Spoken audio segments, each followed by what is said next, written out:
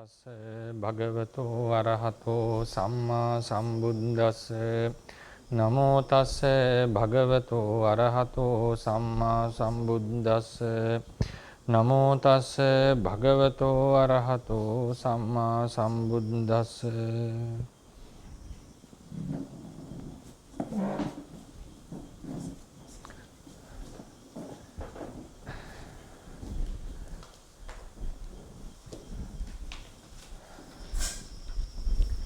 ගෞරවනීය ස්වාමීන් වහන්සේලා වරක් ප්‍රමුඛ මහා සංඝරත්නයන් අවසරයි.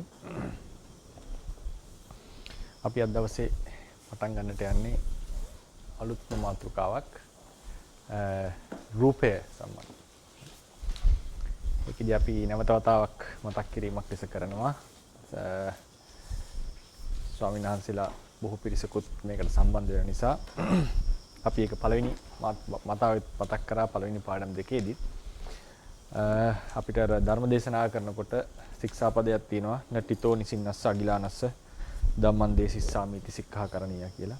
ඒකෙදී හිටගෙන ඉඳගෙන ඉන්න කෙනෙක්ට ධර්මයේ දේශනා කිරීම අවත. ඒකේ අපි සම්ප්‍රදාය හැටියට අටුවා විවරණයට ගියාම ඒකේ අවත සිද්ධ වෙන්නේ ත්‍රිපිටක පාළිය හෝ අර්ථ කතාවේ තියෙන පාළි පාඨම අරගෙන කතා කරනකොට අනිත් වෙලාවට ආපත්‍යක් සිද්ධ වෙන්නේ නැහැ. නමුත් ඒක අර ධර්ම ගෞරවයට සාමාන්‍යයෙන් උසස් ශාසනයක ඉඳගෙන තමයි බණ කීම කියන එක සිද්ධ වෙන්නේ. ඉතින් අපි අහලා තියෙන බුරුමේ පවා ධර්මදර විනයදර ස්වාමීන් වහන්සේලා බුරුම් භාෂාවෙන් උගන්වන අවස්ථාවලදී හිටගෙන උගන්වපු අවස්ථා එමට තියෙනවා. ඉතින් මේකෙදී අපි හිටගෙන ප්‍රකාශ කරන්නේ ධර්ම ගෞරවයක් සඳහා නෙවෙයි මේ පහසුව විවරණ විස්තර කිරීමේ පහසුව සඳහා.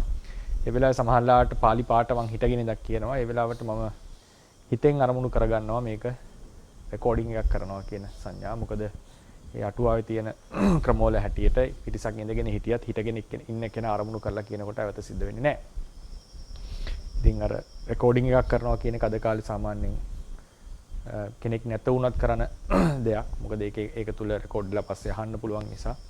ඒ නිසා ඒ හිටගෙන ඒ පාලි පාඨ කියන අවස්ථාවවලදී ඒ සංඥාමම ඇති කරගන්නට උත්සාහත් වෙනවා. බොහෝ වෙලාවලට හැමතිස්සෙම වගේ අමතක වෙන්න පුළුවන් සමහර අවස්ථාවල. ඒ නිසා ඒකත් මම මතක් කර සිටිනවා. මේකට බොහෝ ධර්මයේ විනය උගත් ස්වාමීන් වහන්සේලා සහභාගී වෙන නිසා ඒ කරුණ අගෞරවයකින් නොසලකා හරින එකක් නෙවෙයි. ඉගැන්වීමේ පහසුව සහ අදහස පහසුවෙන් සම්ප්‍රේෂණය කිරීමට අවශ්‍ය නිසා සිද්ධ කරන දෙයක්. සහ ඒකෙන් ඇවතෙන් මිදීමට උපරිම ලෙස උත්සාහ කරන බවත් දන්වා සිටිනවා. ඉතින් අද අපිට තියෙන්නේ දෙවෙනි පාඩම අපි සකස් කරලා තියෙන පාඩම් මාලාවේ හැටියට රූපය. සාමාන්‍යයෙන් අපි ධර්ම ඉගෙන ගන්නකොට අද කාලේ චිත්තයෙන් තමයි පටන් ගන්නනේ. පරමාර්ථය ඊටම කෙටියෙන් හඳුන්වලා චිත්තය කියන මාතෘකාවට අපි එනවා. නමුත් අපි පරමාර්ථය කියන එක පාඩම් 30කට දිග්ගැස්සුවා. තවත් ඒකේ මට සූත්‍ර දෙක තුනක් කතා කිරීමේ අවශ්‍යතාවය තිබුණා. නමුත් ඒක මම පාඩම අහවර කරන්න සුදුසු කාලය කියලා හිතලා ඒක ඒ සූත්‍ර දෙක තුන පස්සට කතා කරනවා කියන අදහස ඇති කරගෙන මූලික સિદ્ધාන්ත සියල්ලම කතා වෙච්ච නිසා පාඩම් මාලාව අවසන් කරා පරමාර්ථ කියන එක. ඒකදී මතක ඇති පරමාර්ථයන්ගේ විද්‍යමානත්වයට හේතු සාධක පවා තර්කානුකූලව ප්‍රශ්න කරමින්ම කතා කරන්නටත් වෙනවා. ඊළඟට අපිට තියෙන්නේ දැන් මේ පරමාර්ථය පිළිබඳව සවිස්තරව කතා කිරීමට තමයි ආරම්භ වෙන්නේ. අද පටන් කතා වෙන දේවල් වල අර දාර්ශනික කරුණු, ඒ කියන්නේ ගොඩාක් අර ගැඹුරට ගිහිල්ලා කතා කරන කරුණු අඩු වෙන්නට පුළුවන්. මොකද දැන් තියෙන තොරතුරු සමූහයක්. මේ තොරතුරු සමූහය තමයි අද ඉඳන් කතා කරන්න පටන් ගන්න. මොනවද තියෙන්නේ? කොහොමද ඒක අර්ථකථනය කරලා තියෙන්නේ? සමහර තැන්වලදී ගැඹුරු විවරණ ටිකකට යන්නට වෙනවා. මොකද සාමාන්‍යයෙන් අපි කතා නොකරන පැතිකඩ කීපයක් බලන්නට උත්සාහවත් වෙනවා සමහර තැන්වලදී. ඊට පස්සේ හැම පාඩමක් අවසානයේදී මම උත්සාහවත් වෙනවා ඒ පාඩම සම්බන්ධයෙන් තියෙන ප්‍රශ්න, ගැටලු, කාරීත්‍යයන් අර පරමාර්ථ මාතෘකාව කතා කරා වගේ චෝදනා පරිහාර ආදී යුක්ති ආදී ලෙස කතා කරමින් ඒවා පිළිබඳව සාකච්ඡාවක් සිද්ධ කරන්නට බලාපොරොත්තු වෙනවා. ඉතින් රූප පාඩමට යන්නට කලින් අපි කොතනද මේ කතා කරන්න කියලා. මොකද මේ පාඩම් 30 දී අපි ගොඩාක් මාතෘකා කතා කරා. සමහර ලාවට ලොකුවටම අවධානයෙන් ඒක අහගන්න බැරි වුණා නම් සහ සමහරවිට අතරමැද සහභාගී වෙච්ච අය මුළු පාඩම් 30ම ශ්‍රවණය කරන්න අවස්ථාවක් නොලැබිච්ච අය වුණ තරම් ඉන්නට පුළුවන්.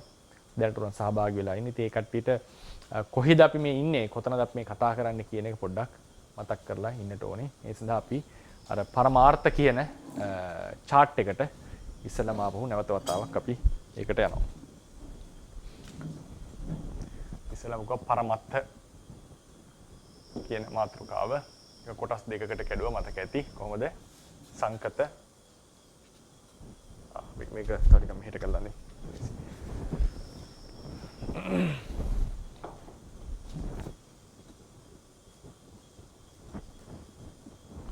සංකත පරමත්ත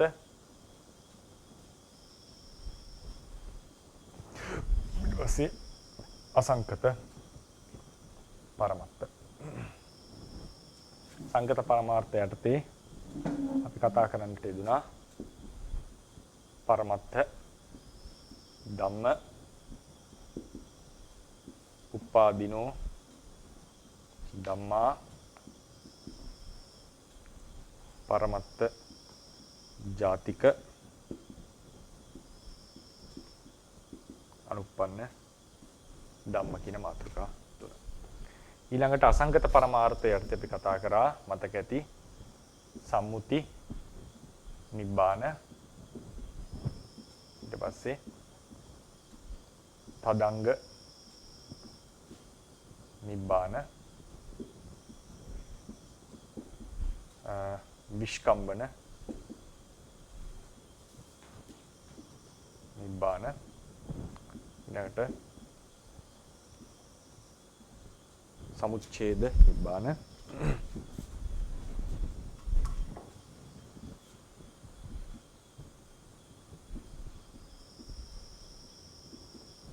ඊට පස්සේ නිස්සරණ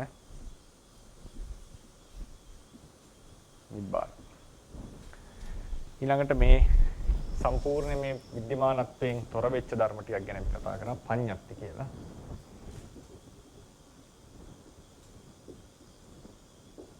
ඊළඟට මේ අතරට අපි දැම්ම ටික කොටස් ටික. ඊට තමයි කතා කරේ ත්‍රිලක්ෂණය. ඊට පස්සේ අනිෂ්පන්න රූප ඊළඟට මොනවද? සමහර ප්‍රත්‍ය ශක්ති නේද? සමහරක් ප්‍රත්‍ය ශක්තිය ගැන අපි කතා කරා. ඊළඟට අවකාශය කියන එක කතා කරා නේද? ඔව්. අවකාශය කතා කරා. ඊට කලින් අපි ගතිය කියලා එකක් නේද? ගතිය කියන එකක් නේද? ගතිය කියන මාතෘකාව කතා කරා. ඊට පස්සේ අවකාශය කියන එක කතා කරා. කාලය කියන එක පරමාර්ථය නේ ප්‍රඥප්ති කොට වෙන. නමුත් කාලය කියන මාතෘකාවත් කෙටියෙන් කතා කරා. ඊළඟට අපි කතා කරා තව විශේෂ කොටසක් ලෙස ඒක මේ මෙහෙම වෙන පැත්තකින් අපි ලියමු. ධර්ම සහ ධර්මතා සහ ධර්මතා කොටස් පහකට කැඩුවා. උත්තු නියාම, බීජ නියාම, කම්ම නියාම, චිත්ත නියාම, ධම්ම නියාම. මේ තමයි නියාම. ඊට පස්සේ ධර්ම කියනකොට මේවා ඇතුළත් වෙනවා. මේකෙන් සමහර ඒවාත් අපි ධර්මතා කොටසට දැම්මා.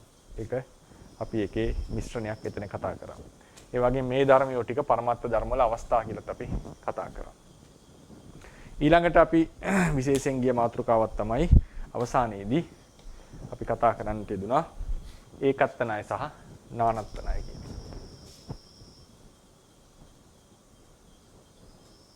නානත්ත ණය සහ ඒකත්ත ණය. මම හිතන්නේ මේ තමයි අපි කතා කරපු මාතෘකා ටික. මේ තමයි අපි කතා කරපු මාතෘකා ටික.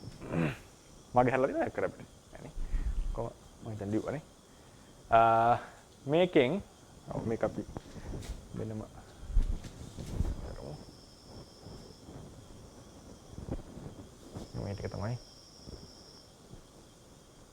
වෙනම දැන් මේ තමයි අපිට සාමාන්‍යයෙන් ප්‍රඥප්තිය අපි දෙකට කැඩුවා නේද? ඔව්. අර්ථ ප්‍රඥප්ති නාම ප්‍රඥප්ති. අර්ථ ප්‍රඥප්ති නාම. මේකේ තව එක ප්‍රඥප්තියක් තියෙනවා. මේ ශබ්ද ප්‍රඥප්තිය කියලා එකක්. ඒක මේ පරමත්ත දීපෙනි සඳහන් වෙන්නේ. ඒක අර්ථ ප්‍රඥප්ති නාම ප්‍රඥප්ති වලට වෙනස්ස කතා කරපු තැනක්. ඒක අපි ප්‍රඥප්ති කියන මාතෘකාව ආවට පස්සේ කතා කරගමු. ශබ්දය ඇහෙනකොට අදහස් කරන එකක් ගැන කතා කරමු. ඉතින් දැන් මේ තියෙන මාතෘකා ගොඩ මේකත් තව එකක්. මේ තමයි එකක්, මේ තමයි එකක්. ඥානත්තනය, ඒකත්තනය, ධර්ම සහ ධර්මතා. දැන් මේ තියෙන සමූහය තමයි දැන් අපි ඉදිරියට අපි කතා කරන්නට යන්නේ. ඉදිරියට අපි කතා කරන්නේ මෙන්න මේ කියන ටික. දැන් උදාහරණ හේතුඵල සම්බන්ධයේ කතා කරොත් අපි කතා කරන්නේ ධර්මතාවයක් ගැන. හේතුඵල සම්බන්ධය. සාංශාරික ප්‍රවත්ම ගත්තම ධර්මතාවල මිශ්‍රණයක් අපි කතා කරන්නේ. නිවන කතා කරන්නේ අසංකත පරමාර්ථයට. දැන් චිත්තය කතා කරොත් පරමත්ත ධම්ම. දැන් පරමත්ත ධම්ම අද අපි කතා කරනවා මේ කොටස් දෙකකට කැඩෙනවා. නාම රූප. නාමය කියන්නේ චිත්තචෛතසිකයට කැඩෙනවා. නේද? එතකොට ඒකෙන් අපි දැන් ફોકસ කරන්නේ මේ රූප කියන එකට අද පටන් ගන්න අපි.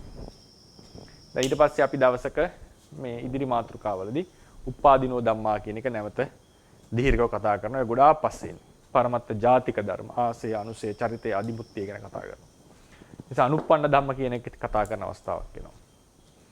ඊළඟට මේ සිත සම්බන්ධයෙන් ගත්තම නාම චිත්තචෛතසික ගත්තම මේකේ අරමුණ ගැන අපි කතා කරනවා. සමහර චෛතසික ධර්ම වල විශේෂ ලක්ෂණ ගැන අපි කතා කරනවා. හේතු, මූල ආදී ලක්ෂණ ගැන.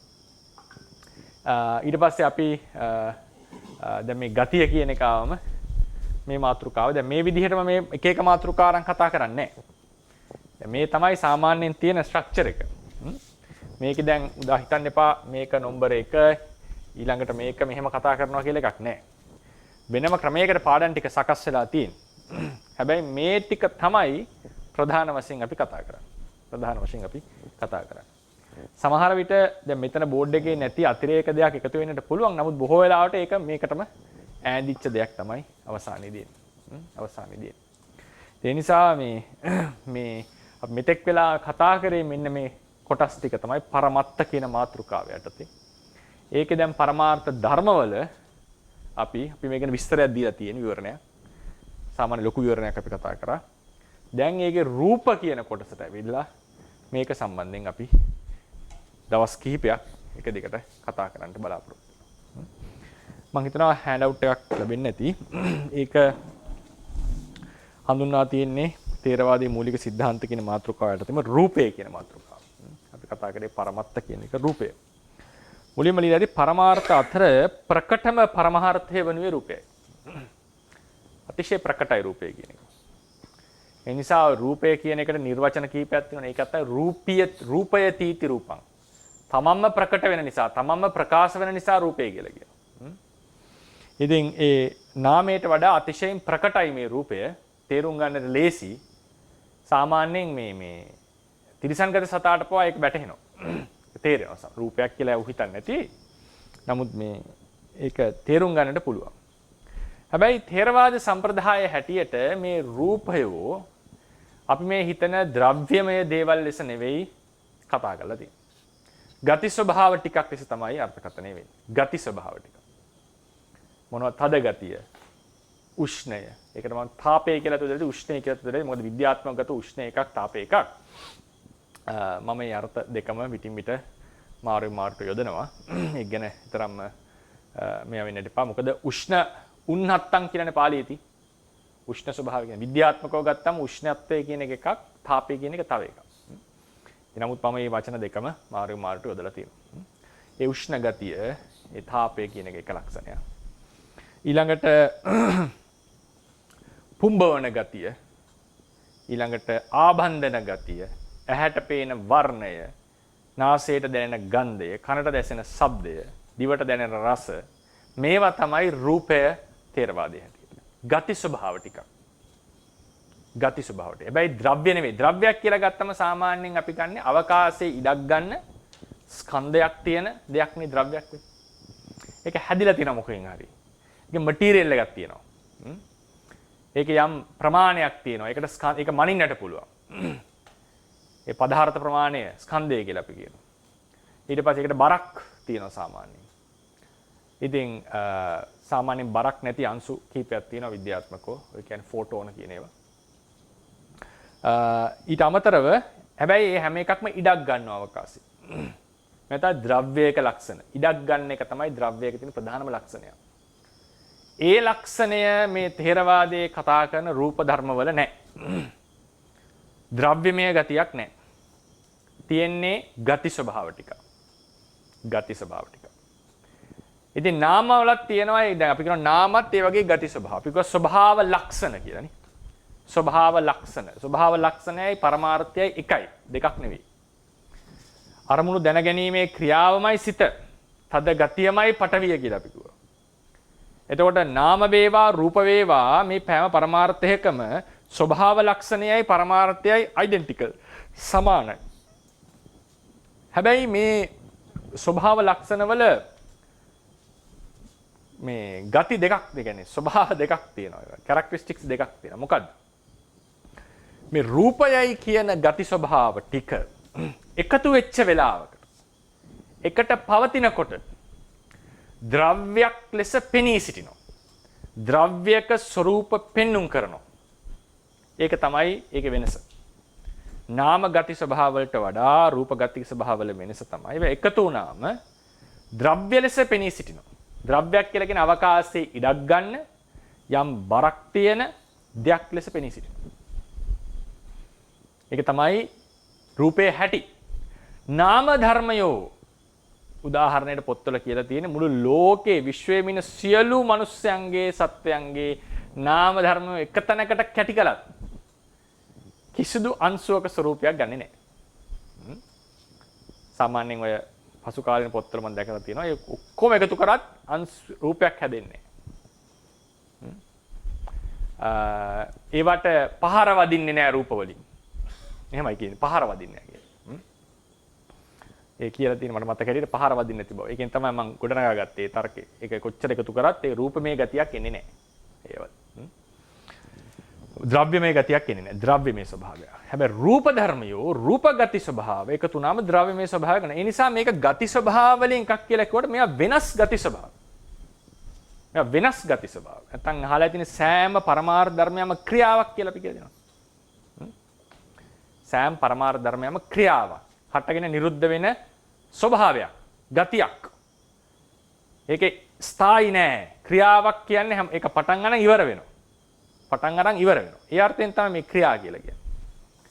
ඒකට තව වචන තමයි ස්වභාව. නෑ ක්‍රියා කියලා විතරක් විස්තර කරාම කොහොමද පටවිය ක්‍රියාවක් වෙන්නේ කියලා ප්‍රශ්නයක්. ඒ ක්‍රියාවක ලක්ෂණය තමයි ඒක හටගෙන නිරුද්ධ වෙනවා. හටගෙන නිරුද්ධ වෙන දෙයක්. ඒක ස්ථායි නෑ. ක්‍රියාවක ස්වභාවය කියන්නේ. හැබැයි ඒක ස්වභාව ලක්ෂණයක්. ගතියක්. ගතියකට ක්‍රියාවක්. දැන් පටවි තද ගතියට ක්‍රියාව කියන සුසු නැහැ. තද ගතිය කියන්නේ ගතියක්. ඒකට ක්‍රියාවක් නෙවෙයිනේ. ඒ ක්‍රියාමය ස්වභාවය තමයි ඒක හටගෙන නැති වෙනවා. ඒකේ ආරම්භයක් අවසානයක් තියෙනවා. ක්‍රියාවක් අර ස්ථිරව නතර වෙලා තියෙන දෙයක් නෙවෙයි. ක්‍රියාවක් කියන්නේ ගලක් වගේ.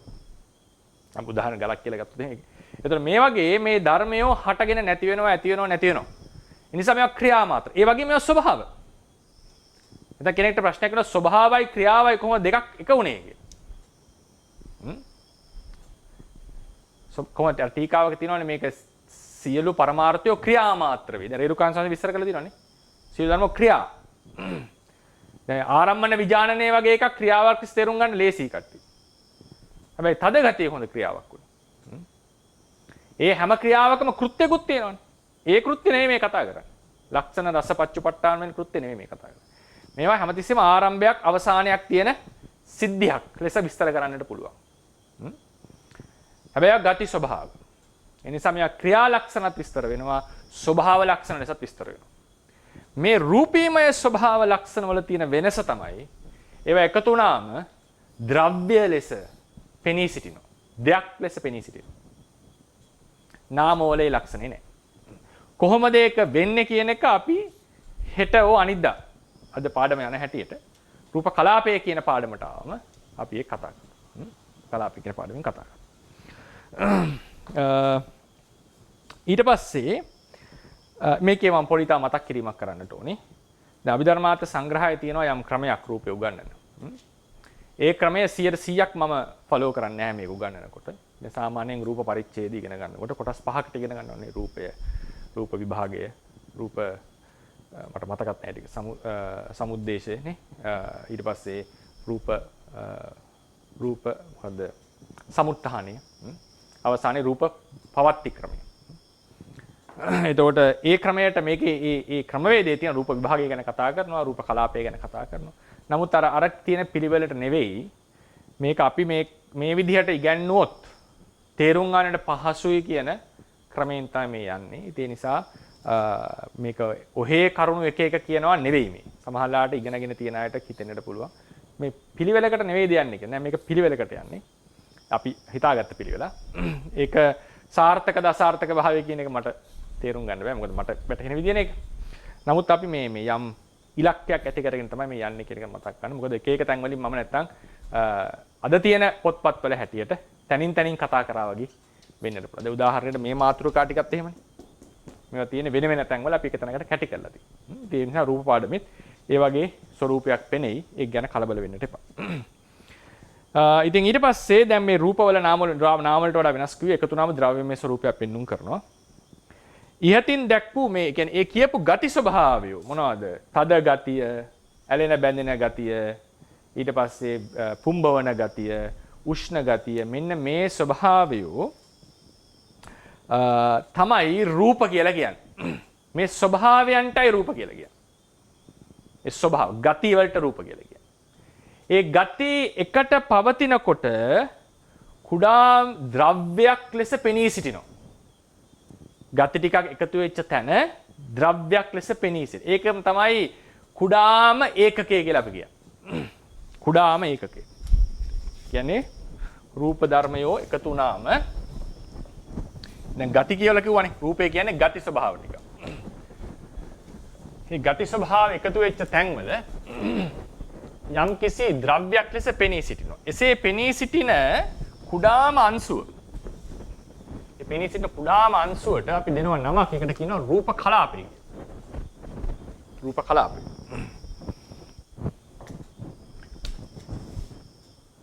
රූපය කියන මාතෘකාව ගත්තම ඒ ගති ස්වභාව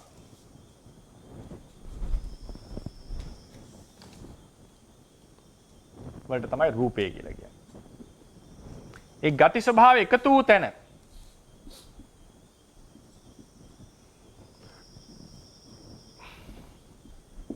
එකතු කල්හි කොහොමද අපි කියන්නේ හොඳට පෙනී සිටින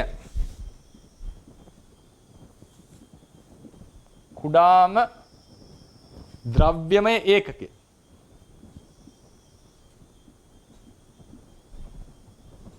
කුඩාම ද්‍රව්‍යමය ඒකකය. ඒකට කියනවා අපි රූප කලාපය කියලා. කියන්නේ ගතිවල එකතුවක්. ගතිවල එකතුවක්.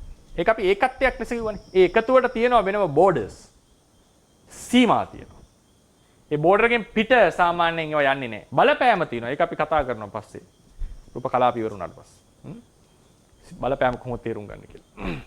එළියට බෝඩර් එකේ. එතකොට ඒ ගති ස්වභාව හැසිරෙන සීමාවක් තියෙනවා. උදාහරණයක් අපි හිතමු ඒකේ දක්වලා නැහැ මොකද්ද හැඩය කියලා. අපි කියමුකෝ මෙන්න මේ වගේ පරාසයක තමයි ගති ටික හැසිරෙන්නේ.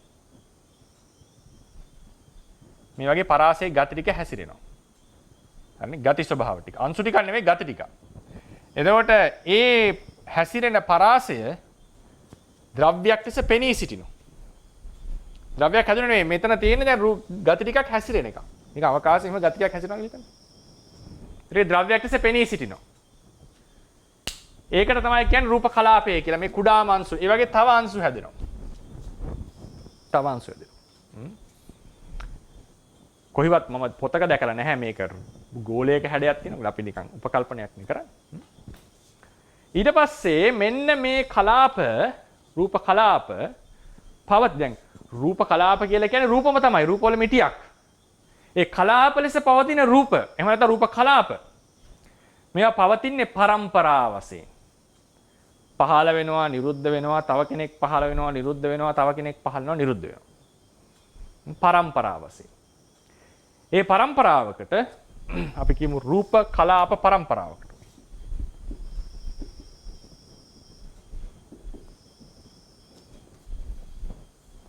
අපිට කියනවා මොකද්ද? රූප සන්තතියක් කියලා. රූප කලා පරම්පරාවට කියනවා රූප සන්තතියක් කියලා. මේ තුන ඉස්සලාම හොඳට තේරුම් ගන්නට ඕන. මොකද්ද රූපය? මොකද්ද කලාපය? මොකද්ද සන්තතිය? සන්තතියක් කියලා කියන්නේ උදාහරණයක් මේක රූප කලාපයක් නම් මේ රූප කලාපය හටගෙන නිරුද්ධ වෙනවා. හරිනේ? මෙච්චරයි. ඒ වෙලාවෙම තව රූප කලාපයක් ඒ වෙලාව කියන්නේ අතරතුරදී තව එකක් හට ගන්නවා. ඒකත් වෙලා නිරුද්ධ වෙනවා. තව එකක් හට ගන්නවා. ඒක නිරුද්ධ වෙනවා. මේ විදිහට පවතින රූප පරම්පරාව රූප කලාපවල පරම්පරාව දිගින් දිගට නොසිඳී යන බව තමයි රූප සන්තතියක් කියලා කියන්නේ. රූප සන්තතිය නාම සන්තතියට වඩා වෙනස්. නාම සන්තතිය ගත්තම එක සිතක් පහළ වෙනවා නිරුද්ධ වෙනවා තව සිතක් පහළ වෙනවා. නාම සන්තති දෙකක් නැහැනේ එකතන. හිත් දෙකක් නැහැනේ. හැබැයි රූප සන්තති ගොඩාක් තියෙනවා. එක ආත්ම භාවයක, එක ජීවිතයක, එක සත්‍යයක තුල. ගොඩක් තියෙනවා. නානයි. ඒ නිසා මේ සන්තතිය අපි සාමාන්‍යයෙන් දැන් මේක අපි ඇන්දේ මෙතෙක් කල මෙහෙමනේ මතක ඇති. මෙහෙමනේ. නේද?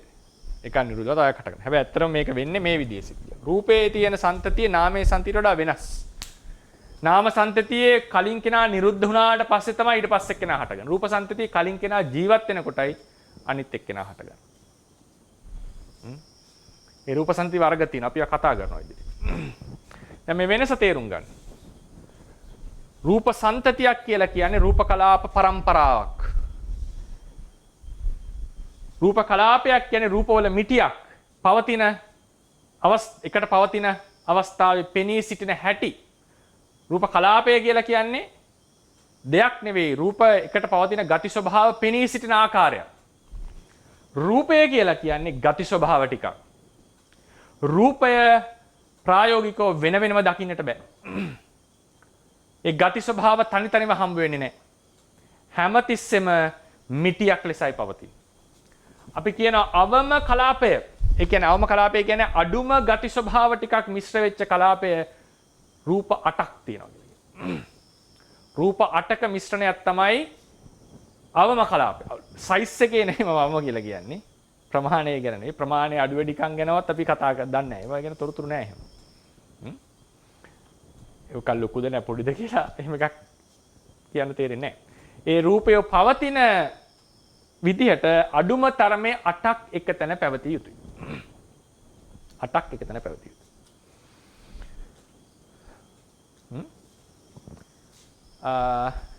ඒක මම පොඩි මතක් කිරීමක් කරන්නම්. මොකද ඒක යුතුයකමක් තියෙන නිසා. මේකේ මත දෙකක් තියෙනවා. ථේරවාදය ඇතුලේ. හේතුව ධාතු කතාවේ සහ යමකේ එන තොරතුරු අනුව බ්‍රහ්ම ලෝකයේ අවම කලාපය 5ක් කියලා මතයක් තියෙනවා මූල ටීකා. හේතුව ගන්ධ, රස, ඕජා කියන රූප 3 බ්‍රහ්ම ලෝකේ නැහැ කියන එක මූල ටීකා අදහස. ඒක සපෝටිව් ඒ කියන්නේ මොනවද කියන්නේ උපකාරක අදහස් තියෙනවා විරුද්ධ අදහස් තියෙනවා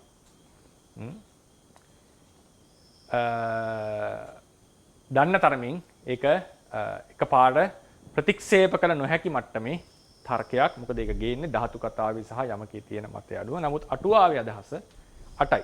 මොන භවයේ තිබුණත් 8 තමයි මිටිය. අඩුම එක. නමුත් පහක් කතාවක් තියෙනවා. අපි සාමාන්‍යයෙන් කතා කරන්නේ මේ අට මත පිහිටලා. නමුත් මම ථේරවාදයේ උගන්වන එකේ යුතුයකම තියෙනවා. මෙහෙම අදහසක් තියෙනවා කියන එක දැනුම් දෙන්නට. ඒ පරස්පර විරෝධී තැනක්. පරස්පර විරෝධී තැනක්. ඒක ඉතින් ප්‍රතිපදාවට බාධා වෙන්නේ නැහැ. ප්‍රතිපදාවට බාධා වෙන අර්ථයෙන් නෙවෙයි. එහෙම අදහස් තියෙනවා. ඒ අදහස් නිකන් ඔහේ අහසින් ආපුවා නෙවෙයි. ත්‍රිපිටකයේ මත පදනම් වෙච්ච අදහස්. දෙකම ඉතින් ත්‍රිපිටකයේ මත තමයි පදනම් වෙන්නේ. ත්‍රිපිටකේ අර්ථකථනය කරපු ක්‍රමය. අටුවාව අර්ථකථනය කරා යම් ක්‍රමයකට ටීකාව එක වෙනස් ක්‍රමයකට අර්ථකථනය කරා. කෙසේ වෙතත් අපිට වැදගත් වෙන්නේ ථේරවාද සම්ප්‍රදාය ඇතුළේම හැම ආචාර්යයන් වහන්සේම බෙහෙදයකින් තොරව රූප කලාපයකින් අදහස් පිළිගන්න. ගති ස්වභාව ටික එකට එකතු වුණාම පවතින පෙනෙන ආකාරය තමයි රූප කලාපය කියලා කියන්නේ. රූප කලාපය. දැන් මම හිතනවා මේ වෙනස තේරෙන්නේ නැති කියලා. මේක දැන් පෙන්වන්න විදිහක් නෑ මට බෝඩ් එකේ ඇඳලා. මේක ගතියක්නේ. ගතිය කියන එකට හැඩයක් නෑ. තද ගතියට හැඩයක් නෑ. තද ගතියට ප්‍රමාණයක් කියලා එක. ප්‍රමාණයක් කියලා කියන්නේ ඒකේ පරිමාණයක් කියලා එකක් නෑ. ඒක ගති ස්වභාවයක්.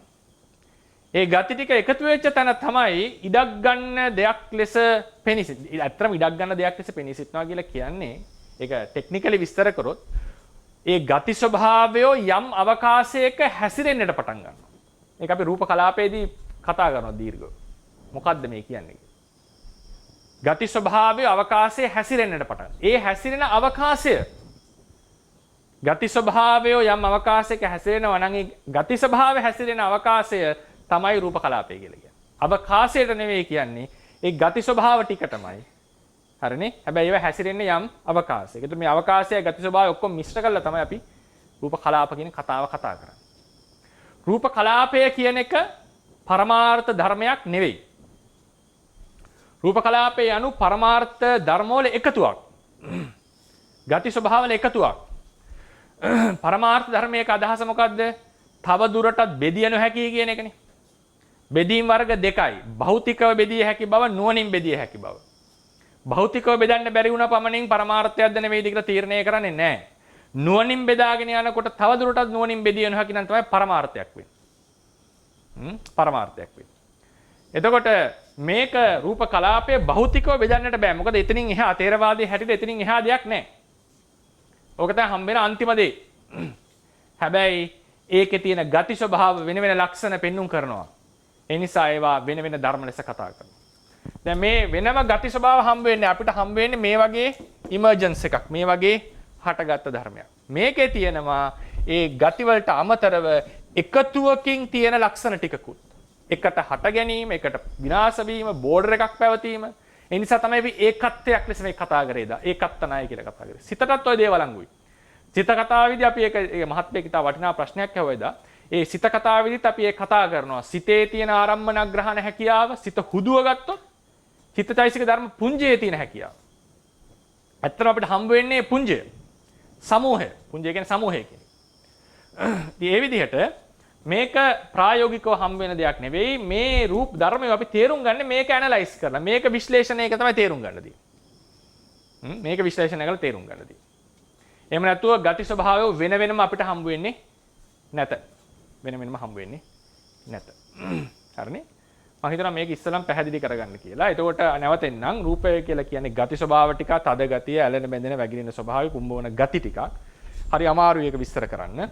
ඒ ගති ස්වභාවය එක තැනක මිටියක් ලෙස හැසිරෙනකොට පවතිනකොට ඒකට කලාපය කියලා කිව්වා. ඒවයි කලාප ගොඩකින් තමයි මේ ශරීරයක් එම හැදිලා තියෙන්නේ. ඒ කලාපය සමාන ලක්ෂණ ඇති කලාපය. ඒකත් කියන්නට ඕනේ. සාමාන්‍යයෙන් සියලු රූප වල රූප සංතතිය කියලා කියන්න පුළුවන්. සාමාන්‍යයෙන් අපි ඉගෙන ගන්නේ සමාන ලක්ෂණ ඇති කලාපය. මොනවද ඒ සමාන ලක්ෂණ අපි ඊඩාට කතා කරමු. සමාන ලක්ෂණ ඇති කලාපයන්ගේ පරම්පරාවක්. එකක් නෙවෙයි. ගොඩාක් එක දිගට මෙහෙම අර පරම්පරාවෙන් වතුර කඳක් වගේ. හිතන්න වතුර කඳක එක ගාවේ යන වතුර මේ බිඳු තියෙනවා වෙන වෙනම යනවා තියෙනවා. වගේනේ මහා ගොඩක් රූප ගොඩක සමාන ලක්ෂණ ඇති රූපවල එකට පවතින පරම්පරාවකට කියනවා අපි රූප සංතතියක් කියලා. රූප වර්ග අපිට හම්බ වෙනවා ථේරවාදයේ හැටියට 18ක්. පේනවද මේ කෙලවර? 18ක්. මොකද අපි අනිෂ්පන්න රූප අයින් කරන හැමතිස්සෙම කතා කරන්නේ අනිෂ්පන්න රූප පරමාර්ථ නොවන නිසා. සුද්ධ පරමාර්ථ නොවන නිසා. රූප කලාප වර්ග අපිට හම්බ වෙනවා 23ක්. 23ක්. අභිධර්මාර්ථ සංග්‍රහය එන්නේ 21යි. අභිධර්ම සංග්‍රහය එන්නේ 21යි. නමුත් අපි දෙකක් එකතු කරනවා විසුද්ධි මාර්ගයේ තියෙන ඒ අටුවාවේ තියෙන තොරතුරු අනුව චිත්තජ කලාපවල ඉගෙන ගත්තා ඉන්නවා නම් ටික එකපාර හිතෙන්න පුළුවන් මොකද්ද මේ උනේ කියලා. චිත්තජ කලාප 8ක් වෙනවා. 6-8ක් වෙනවා. ඒ නිසා තමයි මේක 23 උනේ. එක පරමත්ත දීපිනියේ පැහැදිලි කරලා තියෙනවා. ඒ වගේම විසුද්ධි මාර්ගයේ සාධක ඇතුව ඔප්පු වෙනවා. ථේරවාද සම්ප්‍රදාය ඇටියට කලාප 23යි. සන්තති කියන ඒවා මේක අපි ගණන් කරලා ගන්නට ඕනේ. පොතක එහෙම අහවල් ප්‍රමාණයක් තියෙනවා කියලා නෑ. දල වශයෙන් මම කියන්නේ 24ක් තියෙනවා. සන්තති 24ක්. ඒ ගණන වෙනස් වෙන්නට පුළුවන්. අපි ටිකක් අර ඩීටේලි කතා කරනකොට 24 වෙනස් වෙන්න පුළුවන්. නමුත් 24 අපි සාමාන්‍යයෙන් ගන්න ගන්න. 24. ඒතකොට රූප 18යි කලාප 23යි. ඒ කියන්නේ මේ රූපවල මිශ්‍රණ 23ක් තියෙනවා කියන්නේ. මිශ්‍රණ 23. මිශ්‍රණ 23ක් කියලා කියන්නේ 2යි 3යි 4යි 5යි එහෙම නෙවෙයි. සමහර වෙලාවට මේ මිශ්‍රණය රූප ගණන අනුව වෙනස් වෙනවා. ජනනය කරපු හේතු අනුව වෙනස් වෙලා තියෙනවා. ඒ වගේ මිශ්‍රණ 23ක් තියෙනවා. පරම්පරා 24ක් තියෙනවා. පරම්පරා කතාව අපි මෙතනදිම කතා මේ පරම්පරා රූප සන්තතිය ඇත්තටම එන්නේ විදර්ශනාව කතා කරනකොට තමයි සාමාන්‍යයෙන් ථේරවාදයේ කතා කරන්නේ. පච්චුප්පන්නය කියන එක කතා කරනකොට සම්මසන ඥානයේදී දෙට්ටි විසුද්ධියේදී මේවා කතා කරනවා. ඉතින් එදාට මේක අලුත් වෙනවට වඩා මේ රූප පාඩම කතා කරනකොටම මේ සන්තතිය එක කතා කරාම විදර්ශනාවේදී තේරුම් ගන්නට හරි පහසුයි. ඒක එදාට අලුතෙන් මොකද්ද මේ සන්තතිය දැන් රූපේ මතකත් නැහැ එදාට. ඒ ගොඩාක් ගිහිල්ලා ඉඳන් විදර්ශනාව කරනකොට ඔක්කොම මතක තියනවා කියලා එකක් නැහැ. ඒකට නිකන් ඒක ආපහු අලුත් දෙයක් බවට පත් වෙනවා. ඒ නිසා අපි මේ සන්තතියත් මෙතනම කතා කරමින් මේ පාඩම ඇතුලේ කතා කරමු. සියලු සන්තති ටික අපි කතා කරමු. ඊළඟට මේ රූප 18 අපි ගියපා එකපාරකුත් කෙටියෙන් කතා කරා. අපි යමු අත්පත්‍රිකාවට නම්බර 4. ථේරවාද පොත්වල දැක්වෙන රූප 18 පහත පරිදි. රූප 18 ප්‍රධාන වශයෙන් කොටස් දෙකකින් මහා භූත 4යි උපාදාය 14යි. සාමාන්‍ය කියන 24 අපි ඒක නිෂ්පන්න නිසා අයින් කරලා තියෙනවා. මොනවද? පඨවි ආපෝ තේජෝ වායෝ. මම ලියලා තියෙන්නේ පාලියෙන්. අර ආපෝ කියලා කොට එක ආපෝ කියලා අර්ථ මේ සද්ද කරන්න ඕනේ. නැත්නම් අපෝ නෙවෙයි. ආපෝ නෙවෙයි. තේජෝ නෙවෙයි. තේජෝ කියලා ඒක සද්ද කරන්නට ඕනේ. මොකද පාලිය සාමාන්‍යයෙන් සිංහල අකුරෙන් පාලියට ඇල්ෆබෙට් එකක් නැහැනේ. පාලි භාෂාව කියන එකට වචන මාලාවක් කියලා එකක් නැහැ. ඒක අකුරු ලියන අකුරක් කියලා එකක් නැහැ. ඒක ඕන භාෂාවකින් ලියන්නට පුළුවන්. එතකොට ඒ ඕන අකුරකින් ලියත හැකියි. ඉංග්‍රීසි අකුරෙන් අපි පාලි ලියනවා. සිංහල අකුරෙන් ලියනවා. බුරුම අකුරෙන් ලියනවා. එතකොට ඒකෙදි සාමාන්‍යයෙන් මේ අර ඕ කියන අකුරු දෙක දැන් මොකද සාමාන්‍යයෙන් ඒකේ අර මතයක් තියෙනවානේ ඕ නෑ දෙකම තියෙනව නැද්ද කියලා සම්ප්‍රදායන් දෙකක් තියෙනවා කච්චායන නිසා මුගල්ලානේ කියලා. එකක හැටියට ඕ දෙකම තියෙනවා අනිත් එක හැටියට ඕ විතරයි දීර්ඝ අකුර විතරයි. රස්ව ලෙස ඇතැම් විට විතරයි උච්චාරණය කරන්නේ. ඒතකොට ඒක නිසා සාමාන්‍යයෙන් පාලි පොත්වල මේක කෙටියෙන් තමයි ලියලා තියෙන්නේ. ආපෝ කියලා ඉබ්බට හැබැයි ආපෝ කියලා උච්චාරණය කරන්නට ඕනේ. ඒක එන්නේ එයන්නටයි ඔයන්නටයි. ඒ කියන්නේ කොම්බුව තනි කොම්බුව ආවොත් සහ ඕ කියන අකුර ආවොත් මේක උච්චාරණය කළ යුත්තේ මෙහෙම. පාලි ලියනකොට. ඒක ඉතින් වෙනස් කරන්නටත් සුදුසුයි. වෙනස් කරන්න නමුත් අපි කාලයක් තිස්සේ කරන් ආපු නිසා මේ චට්ට සංගායනා වුණත් මට මතක හැටියට එහෙම තමයි අකුරු තියෙන්නේ. ඒ නිසා ඒක අපි ලියලා තියෙන විදිහට. චක් ඊට පස්සේ නවා ඔය තමයි සතර මහා ධාතු. පඨවි ආපෝ තේජෝ වායෝ. මේ මතක තියාගන්න චට්ට සංගායනා ත්‍රිපිටකයේ කියවනකොට ඔය කටියට හම්බ වෙන්නේ පඨවි නෙවෙයි පඨවි කියන එක. බුරු මේ කතා කරන්නේ පඨවි කියලා. ලංකාවේ කතා කරන්නේ පඨවි කියලා. ඊට පස්සේ උපාදාය රූප 14ක් තියෙනවා. මොනවද? චක්කුප්පසාද, සෝතප්පසාද, ගානප්පසාද, ජීවහාප්පසාද, කායප්පසාද. ප්‍රසාද රූප 5යි. මම එක එකක් වෙන වෙනම කතා කරනවා. වන්න, සද්ද, ගන්ධ, රස. ඒකට දාන්න රූපාරම්මන, සද්දාරම්මන, ගන්ධාරම්මන, රසාරම්මන. ඒක ඉගෙන ගන්න ලේසි නිසා. වන්න, සද්ද, ගන්ධ, රස වලට වඩා රූපාරම්මන, සද්දාරම්මන, ගන්ධාරම්මන, රසාරම්මන ගැන කතා කරනවා. පොට්ටබ්බාරම්මණය කියලා වෙනම එකක් එන්නේ නැහැ. අපි ඉදාට ඉගෙන ගන්නවා. ඒක තමයි පඨවි, තේජෝ, වායෝම තමයි ස්පර්ශ වෙන්නේ. පොට්ටබ්බාරම්මණය. ජීවිතේන්ද්‍රිය, හදේ රූපය, ආහාර රූපය, නැත්නම් ඕජා රූපය. ඕජා රූපය. මේ 18න් ධම්මසංගණී ප්‍රකරණය අධ්‍යයනය කරන අයට හම්බ වෙන්නේ 17යි. 17යි. හදේ වස්තු රූපය කියන එක ධම්මසංගණී ප්‍රකරණයේ දක්වලා නැහැ. ඒක අපිට හම්බ වෙන්නේ සාමාන්‍යයෙන් ප ဋ ාහනේ කියනවානේ වත්තු රූපං කියලා වචන එනවා. පඤ්ඤාවාරයෙන් වත්තු රූපං කියන වචනේ. චක්කු සෝත ගාන කියන වෙනම ඇවිල්ලා වත්තු කියන වචනයක් කියනවා. වත්තු. ඊට පස්සේ අර අපි සත්‍යයනා කරන්නේ නේද? යං රූපං නිස්සාය මනෝ ධාතුච මනෝ විඥාන ධාතුච වත්තන්ති නේ තන් රූපං කියලා. යම් ධාතුවක් ඇසුරු කරගෙන මනෝ ධාතුවත් මනෝ විඥාන ධාතුවත් පවතීද ඒ රූපය කියලා කතා කරා. ඒ තමයි හදේවත්ව තේරවාදී සම්ප්‍රදාය හැටියට. තේරවාදී හැටියට. ඊට පස්සේ මේ 18ට අමතරව තවත් අනිෂ්පන්න රූප කියලා 10ක් තියෙනවා. අපි මේ ගැන කතා කරා එක දවසක්. ඒක මාතෘකාවලිය එක දවසේ කතා කරා. ඊනවා විස්තර කරන්න යන්නේ. පරිච්ඡේද රූපේ, කාය විඤ්ඤාතිය, වචී විඤ්ඤාතිය, රූපස්ස ලහුතා, රූපස්ස මුදුතා, රූපස්ස කම්මඤ්ඤතා, උපචේ සම්තති, ජරතා, අනිච්චතා කියලා 10ක් තියෙනවා. මෙම අනිෂ්පන්න රූපය පරමාර්ථ ධර්ම නොවේති, ප්‍රඥප්තිය හුද නොවේති, පරමාර්ථ ධර්ම වූ රූපයන් ඇසුරු කරගෙන පවතින ස්වභාවය. ඒ නිසා තේරවාද පොත්වල සාමාන්‍යයෙන් මේ 18යි 10යි එකතු කරලා රූප 28යි කියලා දෙනවා. රූප 28යි කියලා දෙනවා. ඉතින් අපි ඒක මෙයා විස්තර කරනවා. අපි අනිෂ්පන්න රූපත් එක එකක් ගන්න විස්තර කරනවා පාඩමේදී ඉස්සරහට. නමුත් අපි ඒක පරමාර්ථ කියන සංඛ්‍යාවෙන් ගන්නෙ නැහැ. මොකද පැහැදිලිවම අටුවාවේ කියලා තියෙන්නේ.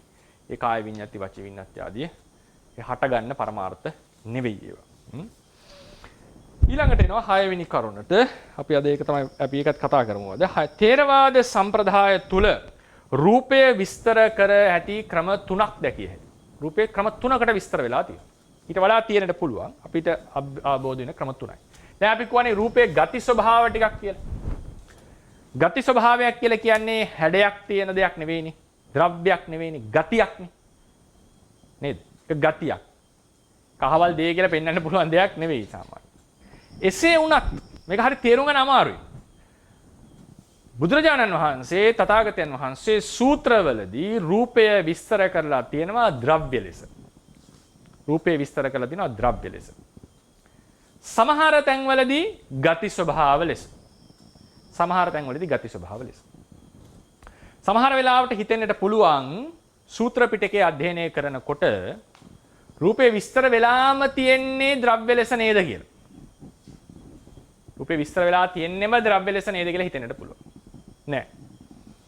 ඒක සූත්‍ර පිටකයෙන් අපිට තේරුම් ගන්නට පුළුවන්. ගති ස්වභාව ලෙසත් විස්තර වෙලා තියෙනවා. අවසානයේ අපි තේරුම් ගන්නවා මේ ක්‍රම තුනේම මූලික පදනම ගති ස්වභාවය කියන එක. ඒ නිසා තේරවාදයේ හැටියට රූපය anu ගති ස්වභාවය. හැබැයි ඒක දේශනා වෙලා තියෙනවා ද්‍රව්‍ය ලෙස, දේවල් ලෙස. පළවෙනි දේශනා ක්‍රමය උත්සන්න ලක්ෂණ වශයෙන් නම්බර 1 දාලා තියෙනවා. උත්සන්න ලක්ෂණ වශයෙන්. රෝම ඉලක්කම් 1:6 යටතේ. උත්සන්න ලක්ෂණ. උත්සන්න කියලා කියන්නේ යම් කිසි ස්වභාව ලක්ෂණයක් අධික ද්‍රව්‍ය ලෙස. අධික ද්‍රව්‍ය ලෙස. ස්වභාව ලක්ෂණ අධිකයි. දැන් හොදාන්න මහා රාහුලෝවාද සූත්‍රය, මහා හත්තිප්පදෝපම සූත්‍රය, ධාතු විභංග සූත්‍රය. මේ ආදී සූත්‍රවලදී මොකද්ද ආපෝ, මොකද්ද පඨවි, මොකද්ද තේජෝ, මොකද්ද වායෝ කියලා දේශනා කරා. එයින් දෙකක් බුදුරජාන් වහන්සේ එකක් මම මතක හැටියට සාරිපුත්ත ස්වාමීන් වහන්සේ මහා හත්තිප්පදෝපම සූත්‍රය දේශනා කරේ. ඒකෙදි මොකද කියන්නේ? බුදුරජාණන් වහන්සේ කොහොමද රාහුල ස්වාමීන් වහන්සේට අවවාද දුන්නේ? පුක්කුසාති රජුණට අවවාද දුන්නේ කොහොමද? පඨවිය කියන්නේ මොකද්ද? කෙස් පඨවිය කිව්වා. ලොම් පඨවිය කිව්වා. නිය, දත්, සම්, මස්, නහර පඨවිය කියලා. මොනවද මේ? මේ අපිට පේන දකින්න පුළුවන් කෙස් ලොම් නිය දත්. කෙස් ලොම් නිය දත්. ද්‍රව්‍ය. දතක් ගත්තම ඒකේ පරිමාණයක් තියෙනවා, ඒකේ හැඩයක් තියෙනවා. මේක පඨවි කියලා කෙලින්ම කිව්වා. මොකද්ද? ඒකේ පඨවි ගතිය වැඩි, තද ගතිය වැඩි. ඒ නිසා ඒ දත කියන දෙය, කෙස් කියන දෙය පඨවි ලෙස ආමන්ත්‍රණය කරනවා.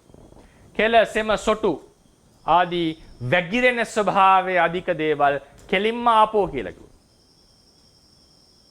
කෙලින්ම ආපෝ. ආපෝ ධාතුව කියන්නේ මොකද්ද? පිත්තං සෙම්හම් පුබ්බෝ ලෝහිතං සේදෝ මේදෝ කියලා විස්තර කරනවා. මේ ද්‍රව්‍ය ලෙස විස්තර කරලා තියෙනවා. ඒ නිසා අපි පිළිගන්නවා කියන්නේ තේරවාදීන් තේරුම් ගන්නට ඕනේ. ගති ස්වභාව ලෙස අපි ඉගෙන ගත්තට සූත්‍රවල හම්බෙන්නේ දේවල් ලෙස. දේවල් ලෙස. ඊළඟට ඊට පස්සේ වායෝ කියන එකත් එහෙමයි. උද්දංගම වායෝ, අදෝගම වායු කඳ. වායු ගොඩක්. දැන් බැලුන් එකක තියෙන වායු ටික එකක් ලෙස හිතන්නකො. වාත කඳක්. ඒක වායෝ කියලා. තේජෝ කියන එකත් ඒ වගේ හඳුන්වපු එක තැනක් තමයි ගින්නට තේජෝ කියනකොට. සාමාන්‍යයෙන් මට ඒක ඔළුවට එන්නේ නැහැ හැම කියපු තැනක්. සාමාන්‍යයෙන් අපි කියනනේ ගින්න තේජෝ කියලා ව්‍යවහාර කරලා. ගින්න එතකොට දෙයක් ලෙස සැලකුව බව පේනවා. නමුත් තේජෝ කියන එක සාමාන්‍යයෙන් අපි ගන්නේ ගති ස්වභාවයක් ලෙසමයි. තේජෝ කියන එක මේ දෙයක් ලෙස දැන් ඇඟ ඇතුලේ පෙන්වුම් කරන. හැබැයි එක තැනක් තියෙනවා. ඒකට මම එන්නම්. විසුද්ධි මාර්ගයේ තේජෝ ධාතු විස්තර කරනකොට ද්‍රව්‍යමය ලෙක විස්තර කරපු තැනක් එනවා අපිට. ඒක අපි පස්සේ කතා කරනවා. තේජෝ කියන එක වෙනම කතා කරනවා. පඨවි ආපෝ වායෝ කියන තුන ද්‍රව්‍ය ලෙසම කතා කරපු තැන් තියෙනවා. ඊළඟට අසාධාරණ ලක්ෂණ තිබීම වශයෙන් උත්සන්න ලක්ෂණ වශයෙන් අසාධාරණ ලක්ෂණ තිබීම වශයෙන් මොකද්ද මේ ගන්න? අහලා ඇති සතිපට්ඨාන සූත්‍රය. ආර්ය සත්‍ය දේශනාවේදී සමුදය ආර්ය සත්‍ය දේශනා කරන්නේ කොහොමද? චක්කුං ලෝකේ පිය රූපං සාත රූපං ettesa තණ්හා uppajjamana uppajjati එත්ත නිවිසමානා නිවිසති. නිරෝධ සත්‍ය චක්කුං ලෝකේ පිය රූපං සාත රූපං ettesa තණ්හා පහීයමානා පහීයති නිරුජ්ජමානා නිරුජ්ජති. චක්කුං ලෝකේ පිය රූපං සෝතං ලෝකේ පිය රූපං ගානං ලෝකේ පිය රූපං. ඇස කන ශරීරය දිව නාසය මොනවද මේ පිය රූප ලස්සන දේවල් ලෙස සලකනවා. සාමාන්‍යයෙන් හිතන්නකො මේ දේශනාව ඇහෙනකොට සාමාන්‍ය මනුස්ස පිරිසක් අහනකොට මොකද්ද හිතන්නේ? චක්ෂුව හරි අලංකාර දෙයක්. දැන් අපි අභිධර්මයේ ඉගෙන ගන්නකොට අපි තේරවාද ධර්මයේ ඉගෙන ගන්නකොට චක්කු ප්‍රසාදය කියලා එකක් අපි ඉගෙන ගන්නවා. අහලා ඇති බොහෝ දෙනා. සමහර කෙනෙක් අහලා නැති වෙන්න පුළුවන්. චක්කු ප්‍රසාදය කියලා කියන්නේ ඇහැ ඇතුලේ තියෙන අද කාලේකෝ දෘෂ්ටි විතානය වගේ තැනක තියෙන රූපයට සංවේදී වෙච්ච කණ්ණාඩියක් වගේ තන හරි සියුම් දෙයක්. මේක තේරුම් ගන්න හරි අමාරුයි කෙනෙක්. ඇස ලෝකයේ ප්‍රිය දෙයක් කියලා කියනකොට මේ චක්කු ප්‍රසාදය ගැනද කිව්වේ. චක්කු ප්‍රසාදයට අපි ප්‍රිය ලෙස සලකන්නේ. ඇහි පේන ශක්තිය නැත්තම් ඉතින් වැඩක් නෑ ඇහැ. ඒක හරි. නමුත් ඇහැ කියලා නිල් ඇස් තියෙනවා, බලල් ඇස් තියෙනවා, නේ කළු ඇස් තියෙනවා, කොළ ඇස් තියෙනවා නේ. ඔය තියෙන අයිරිෂ් ඇස් තියෙනවා. ඒ වගේ තියෙනවා එක එක ලස්සන ඇස්. හරි ආකර්ශනීය දෙයක්. අටුවාව විස්තර කරන්නේ සතිපට්ඨාන අර්ථ කතාවේ මේ ප්‍රායෝගික තැන ඉඳලා. මොකද්ද ඇස ලෝකයේ පිය රූපයක් වෙන්නේ? මේක හරියට මණිකක් ඔබවපු. හරි ලස්සන මට මතක් වෙන්නේ නැහැ වචන ටික. අරගම් ප්‍රසාදයක් වගේ තියෙන කියන්නේ හරි ලස්සන දෙයක් මේක. කනත් එහෙමයි. දැන් ලම්බ කරන එහෙම තියෙන්නේ බුදුරණන් වහන්සේ කන නාසය හරි උස් වෙච්ච නාස. මේ විදිහට ඇස කන නාසය දිව ශරීරය කියලා දේශනාවේ දක්වපු දේ අටුවාවේ විස්තර කරන්නේ මේ මාංශ ඇස. මේක තමයි ආකර්ෂණීය. මාංශ කන. දිව ශරීරය නාසය මේක තමයි චක්කු සෝත ගාන ජීවහා කියලා බුදුරජාණන් වහන්සේ අතිපට්ඨාන සූත්‍රයේ කිව් බව ථේරවාද සම්ප්‍රදාය විවරණය. එහෙනම් මොකද්ද මේ ද්‍රව්‍ය ලෙස කතා කරලා හැබැයි ඇයි? දැන් ඔන්න අපි ඒකේ විශ්ලේෂණය කරන්නට ඕනේ. මොකද්ද මේ ඇසට චක්කු? ඇත්තටම කිව්වොත් මෙහෙමයි කතාවේදී. මට තේරෙන හැටියට චක්කු කියලා කිව්වේ ලෝකේ ව්‍යවහාරයේ තිබුණ ඇහැට චක්ෂුව කියලා. ඒ වචනේම උන්වහන්සේ යොදාගත්තා. කනට සෝත කියලා කිව්වා. ශ්‍රෝත කියලා. ඒ ඉන්දියාවේ තිබිච්ච වචන. අලුත් වචනයකින් කිව්වේ නෑ නේද? අහන්නවනේ මොකද්ද මේ වචනේ සෝත කියලා කනට කියලා ඉස්සලම උගන්වන්නේ නෝ. මේ තිබ්බ වචනමයි යොදාගන්න. හැබැයි ථේරවාදයට ආවම බෞද්ධ දර්ශනයට ආවම වෙනම නිර්වචන තියෙනවා. වෙනම නිර්වචන අපිට එනවා.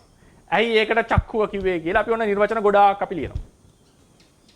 සමහර ඒවා බුදුරජාණන් වහන්සේ ඒ වෙලාවේ ඒ කියන්නේ උන්වහන්සේ හදපුවා තියෙනවා නිර්වචන. උන්වහන්සේගේ නිර්වචන කියලා එකක් තියෙනවා.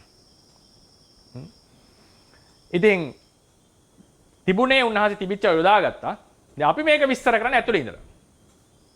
ඒතර බුදුදහම විස්තර කරන සාමාන්‍ය අද ක්‍රම දෙකක් තියෙනවා. ඒ කියන්නේ ඒ කාලේ තිබිච්ච භාෂා විද්‍යාව අරගෙන බුදුදහම විස්තර කරන පිරිසක් ඉන්නවා. ඒකට කියනවා ෆිලොලොජි and බුද්දිසම් කියලා. ඒක මම මෙතනට ගන්නෙ නැහැ. මොකද ඒක තේරවාද සම්ප්‍රදායට අදාළ නැහැ. ෆිලොලොජි versus බුද්දිසම් කියලා මාතෘකාවක්. ඒක අධ්‍යයනය කරන්නේ වෙනම ක්‍රමයකට. තේරවාද සම්ප්‍රදායේ ඉන්නකොට අපි මේ නිර්වචන මත පදනම් වෙලා ඉගෙන ගන්න. නැත්තම් ඒතර කෙනෙක් එළියේ ඉඳලා බලන කෙනෙක් කියන්න පුළුවන් සාන්නහස ඉතින් චක්කු කියන එක තිබ්බ වචනේ නෙවෙයිද යොදාගත්තේ කියලා අහුවොත් ඒක තිබ්බ වචන තමයි උන්වහන්සේ යොදාගෙන තියෙන්නේ. නමුත් ඒකට ලොකු ධර්මයේ වටිනාකමක් සම්ප්‍රදාය ඇතුලේ තියෙනවා. බුදුරජාණන් වහන්සේත් ඒ වගේ අලුත් ආරෝපණයන් ධර්ම විවරණයන් කරපු අවස්ථාවන තරම් සූත්‍රවල තියෙනවා. අලුත් අර්ථකථන දීපු ඒවා. ඒ උන්වහන්සේ ධර්ම ස්වාමී නම් ඒක කරන්නට පුළුවන් උන්වහන්සේට. එතකොට ඒ චක්කුසෝත ගාන ජීවහා කාය කියන ඒවලට ඇයි ඇසට චක්කුව කියලා කියන්නේ? ඇසෙත් කනෙත් තියෙන පොදු දේවල් මොනවද? මස් ටිකක් තියෙනවා. නහර ටිකක් තියෙනවා. ලේ ටික තියෙනවා. මේ පොදු දේවල් ඔක්කොම තියෙනවා. ගොඩක් පොඩි පොඩි වෙනස්කම් තියෙනවා. හැබැයි ඇහැට විතරක් ආවේනික දේ මොකද්ද? රූපයට සංවේදී වෙච්ච ගතියක් ඇහි තියෙනවා. ඒක අපිට කියන ධර්මයේ චක්කු ප්‍රසාදය කියලා. කනට ශබ්දයට සංවේදී ගතියක් මේ කනේ තියෙන සෝත ප්‍රසාදය. ඒක බඩේ නැහැ.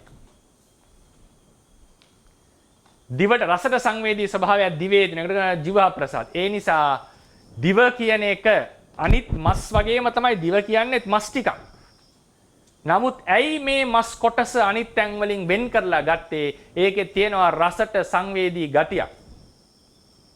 ඇයි මේ මස් කියන ගුලිය ඇස කියලා වෙන් කළේ වෙන තැන් වල තියෙන මස් ගන්න නැතුව? හේතුව ඒකේ තියෙනවා රූපයට සංවේදී ගතිය. කන නාසයත් එහෙමයි. ඒ නිසා ඇස කන නාසය දිව කියන හතර අනිත් සමාන ලක්ෂණ ශරීර අවයවවල තිබුණත් ඒවා වලට විතරක් ආවේනික ගති ස්වභාව හතරක් තියෙනවා. රූපයට සංවේදී බව, ශබ්දයට සංවේදී බව, ගන්ධයට සංවේදී බව, රසට සංවේදී බව. ඒ නිසා ඒවා වෙනම දේශනා කරනවා ද්‍රව්‍ය ලෙස. ඒවත් රූප කතාවේ ඉන්නේ. හැබැයි ද්‍රව්‍ය ලෙස දේශනාව තියෙනවා. මොකක්ද ඒකේ කලින් එකේ පදනම? උත්සන්න තද ගතිය වැඩි දේවල් පටවි කියලා කිව්වා. මෙතන ඇස කියලා කිව්වේ අනිත් ඒවට වඩා වෙනස් වූ දෙයක් මෙතන තියෙන නිසායි මේක වෙනම දෙයක් ලෙස අරන් තියෙන්නේ. හැබැයි ඇයි ඒක අපි ද්‍රව්‍යයක් ලෙස ගත්තේ? අටුවාවේ කියනවා ඒක. තේරවාදයේ කියනවා මේ ඇස ලස්සන ඇස ගැනයි මේ කතා කරන්නේ. එය තමයි ප්‍රිය රූපයක් වෙන්නේ. මම ඔකේ රෙෆරන්ස් එක දීලා ඇති පාලි පුළුවන් අයට. ඒ වගේම නැත්තම් සිංහලෙන් හරි කියවනවා නම් කවුරු හරි ඒ දීඝනිකායේ සතිපට්ඨාන සූත්‍රයේහි දීඝනිකායේ ආර්ය සත්‍ය පබ්බේහි සමුදය ආර්ය සත්‍ය විස්තර කරන තැන චක්කුං ලෝකේ පිය රූපං කියන තැන මේක තියෙනවා. ඊළඟට ඒ අසකනාසී දිවසයට අමතර ඊළඟ අවශේෂ ශරීරයේ තියෙන ස්පර්ශයේ දැනෙන නොදැනෙන හැම දෙයක්ම කාය කියලා ගත්තා. ඊළඟට එනවා ගති ස්වභාව ලෙස දේශනා කරපු තැන් මොනවද? හුදු ගති ස්වභාව ලෙස. දැන් කෙස්ලොම් නියදත් ලෙස ප්‍රකාශ කරා, අසකනාසී දිව ශරීරයේ ලෙස ප්‍රකාශ කරා. මොනවාද ගති ස්වභාව ලෙස කරපු දේශනාව? ධාතු දේශනාව, ආයතන දේශනාවේ තියෙන රූපය හුදු ගති ස්වභාව වලම පිහිටලා කරපු දේශනාව. ගති ස්වභාව මත තමයි පිහිටලා තියෙන්නේ. දැන් බලන්න රූප ධාතු රූප ආයතනේ. ඒ ඔක්කොම වර්ණ රූපය. පොට්ටබ්බ ධාතු පොට්ටබ්බ ආයතන කියන්නේ පඨවි තේජෝ වායෝ. හරිනේ? ඊට පස්සේ ගන්ධ රූපය කියන්නේ ගඳ සුවඳ. දැන් අපි හිතන්න නිකන් උදාහරණයකට. මේ අත කියලා හිතන්න. මිනිස්සෙක්. අත. දැන් ඇස කියලා ගත්තම ඇස කියලා වෙන් කරේයි අනිත් තැන් වල නැති විශේෂයක් තියෙන නිසා. කෙස් ටික ඇයි පිටෙන් වෙන් කරේ? පිටේ තියෙන ආබන්ධන ගතිය වැඩි, කෙස් වල තද ගතිය වැඩි. දැන් බලන්න ධාතු දේශනාවට වෙලා ආයතන දේශනාවට ඇවිල්ලා. රූප ධාතුව රූප ආයතනය, ගන්ධ ධාතුව ගන්ධ ආයතනය, රස ධාතුව රස ආයතනය. දැන් හිතන්න බලන්න. මෙතනදී දැන් අත කියන එක ගත්තොත් හරිනේ අත කියන එක මොකද ආයතන ධාතු වලදී අජ්ජත් බාහිර කියලා කිව්වට ඒක මේ අපේ තියෙන රූපයක් ගන්න වෙනවනේ වර්ණ රූපේ රූප ආයතනේ මේකේ අපි කිව්වොත් රූපායතනේ රූප ධාතුව කියලා ගත්තම මුළු අතේ පාටනේ මුළු අතේම තියෙනවා රූප ධාතුව නැත්නම් රූපායතනේ මේ අතේ ගඳ සුවඳක් නැද්ද මේ ගතේමත් තියෙනවා ගන්ධ ධාතුව ගන්ධ ආයතනේ මොකක්ද ඒක අපි ඉස්සර කරගමු පස්සේ දැනෙන ගතිය මේකේ රස නැද්ද රස ධාතුව රස ආයතනේ දැන් බලන්න ධාතු දේශනාව ආයතන දේශනාව ද්‍රව්‍ය මත පිහිටලා නම් කලේ එකෙනෙක් ඕවර්ලැප් වෙන්න පටන් ගන්නවා මේකේ මොකද්ද මේ අත යනු රූප ධාතුවත් වේ අත යනු ගන්ධ ධාතුවත් වේ අත යනු රස ධාතුවත් වේ නෑ මේක පිහිටලා තියෙන්නේ මේ අත කියන දෙෙහි තියෙන දෙය කියලා අපි ගත්තොත් මේකේ තියෙන වර්ණය පමණයි රූප ධාතුව රූප ආයතනේ මේකේ තියෙන ගඳ සුවඳ විතරයි ගන්ධ ආයතනයේ ගන්ධ ධාතුව මේකේ තියෙන රස ස්වභාවය විතරයි රස ධාතුව මේකේ ස්පර්ශ කරන ස්පර්ශ විය හැකි ස්වභාවය විතරයි පොට්ටබ්බ ධාතුව ඒ නිසා ධාතු කතාව ආයතන කතාව එන්නෙම ගති ස්වභාව මත පදනම් වෙලා මොකද එකම කෙස් ගොඩේ රූප ධාතුව ගන්ධ ධාතුව රස ධාතුව පොට්ටබ්බ ධාතුව කියන ඒවා තියෙනවා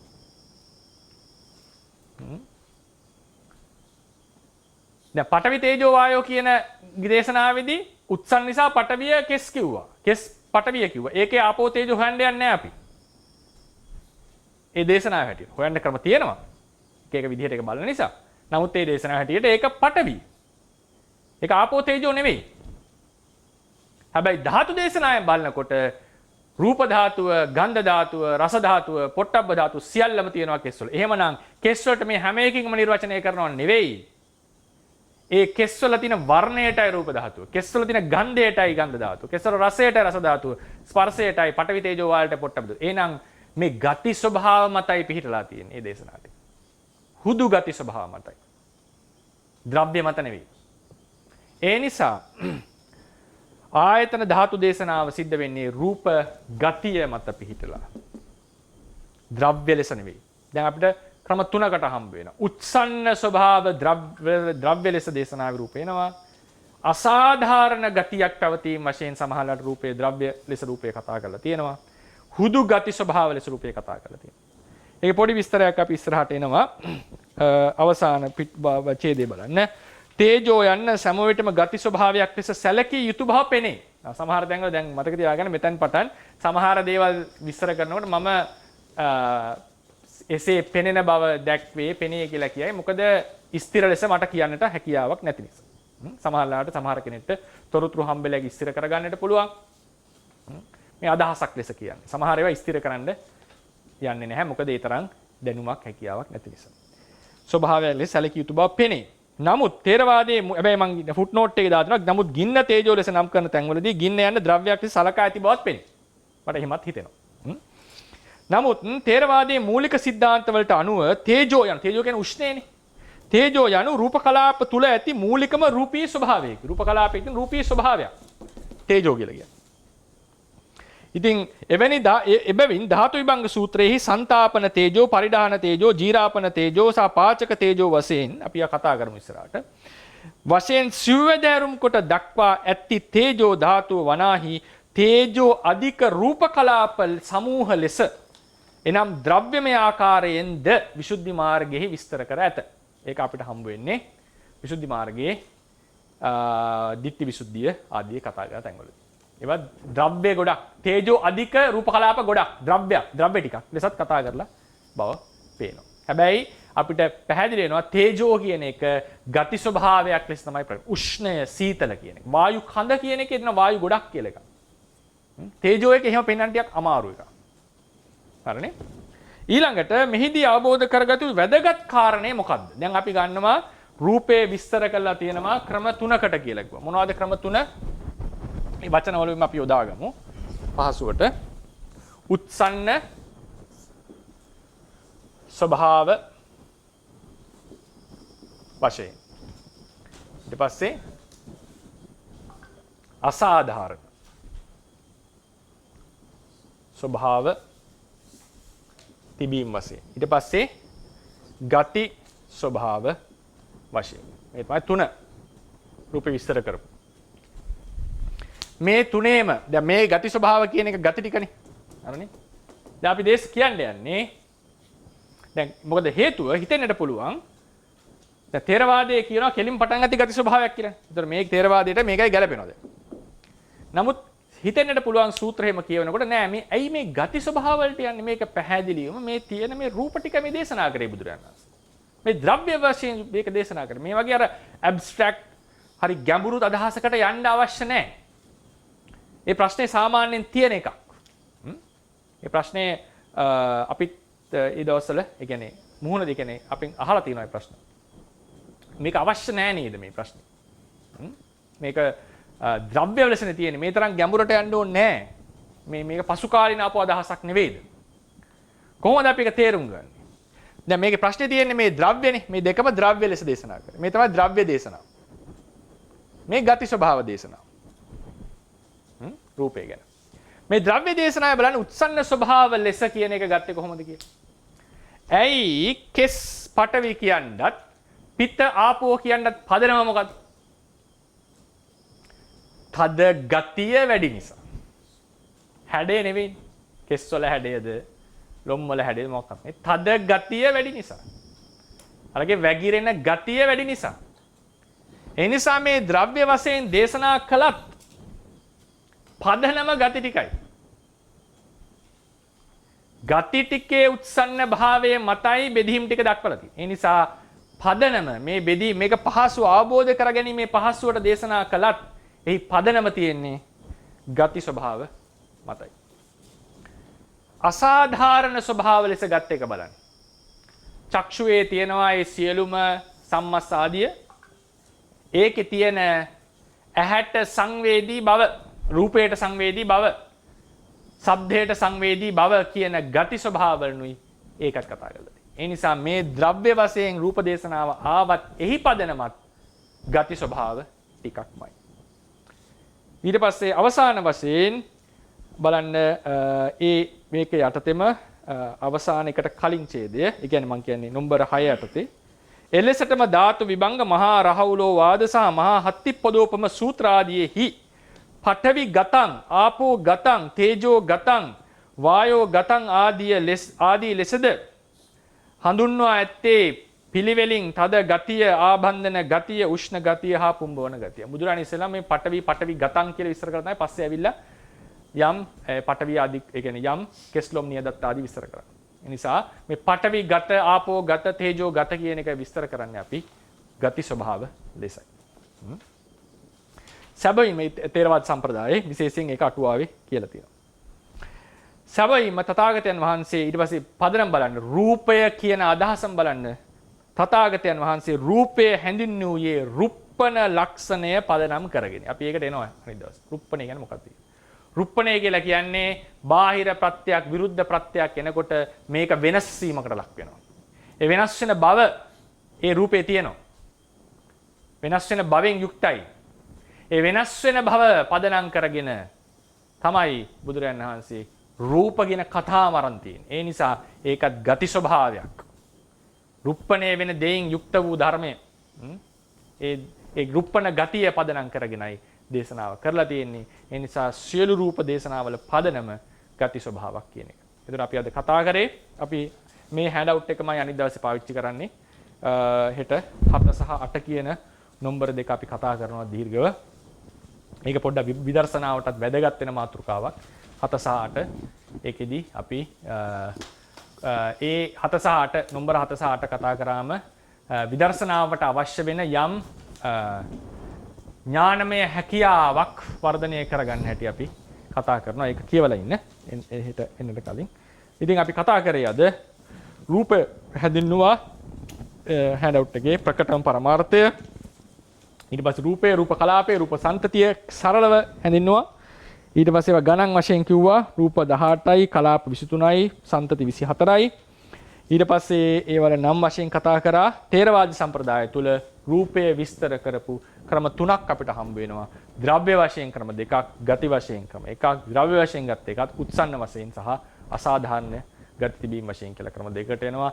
නමුත් මේ හැම එකේම පදනම ගති ස්වභාව කියන එකයි අපිට කියන්න ඕනුනේ. ආයතන ධාතු දේශනා කෙලින්ම ගති ස්වභාව මත පිටපු දේශනා. ඒ නිසා මේක තමයි අපිට දෙන්නට තියෙන ප්‍රකාශනය. මේකෙදී ඔය අසාධාරණ භාව කතා කරනකොට පොට්ටබ්බය ගන්ධයේ රසය කියන එකේදී පොඩ්ඩක් ඒක දෙපැත්තට අරන් විස්තර කරන්නට ඕනේ. නමුත් අර චක්කුසෝත ගාන කියන ඒවල තියෙන අසාධාරණ ලක්ෂණේ ප්‍රකට නිසා අපි ඒකෙන් විතරක් අවසන් කරනවා. නැත්තම් කායයි පොට්ටබ්බයයි කියන දෙක සමහරලාට බාහිර පොට්ටබ්බය අභ්‍යන්තර පොට්ටබ්බය කියලා විස්තර කරන්නට වෙනවා.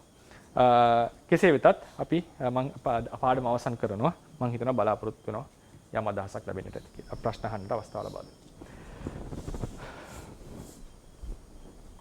ස්වාමීන් කෙනෙක් අහන ප්‍රශ්නයක් මේ අසාධාරණ ස්වභාව කියලා කිව්වෝ ඒ තැන්වල විතරයිනේ දැන් චක්කු ප්‍රසාදයේ රූපයට සංවේදී බව ඇසේ විතරයිනේ තියෙන්නේ වෙන තැනක නැහැ. ඒ නිසා ඒ මුළු යුනිට් එකම අරගන්නවා.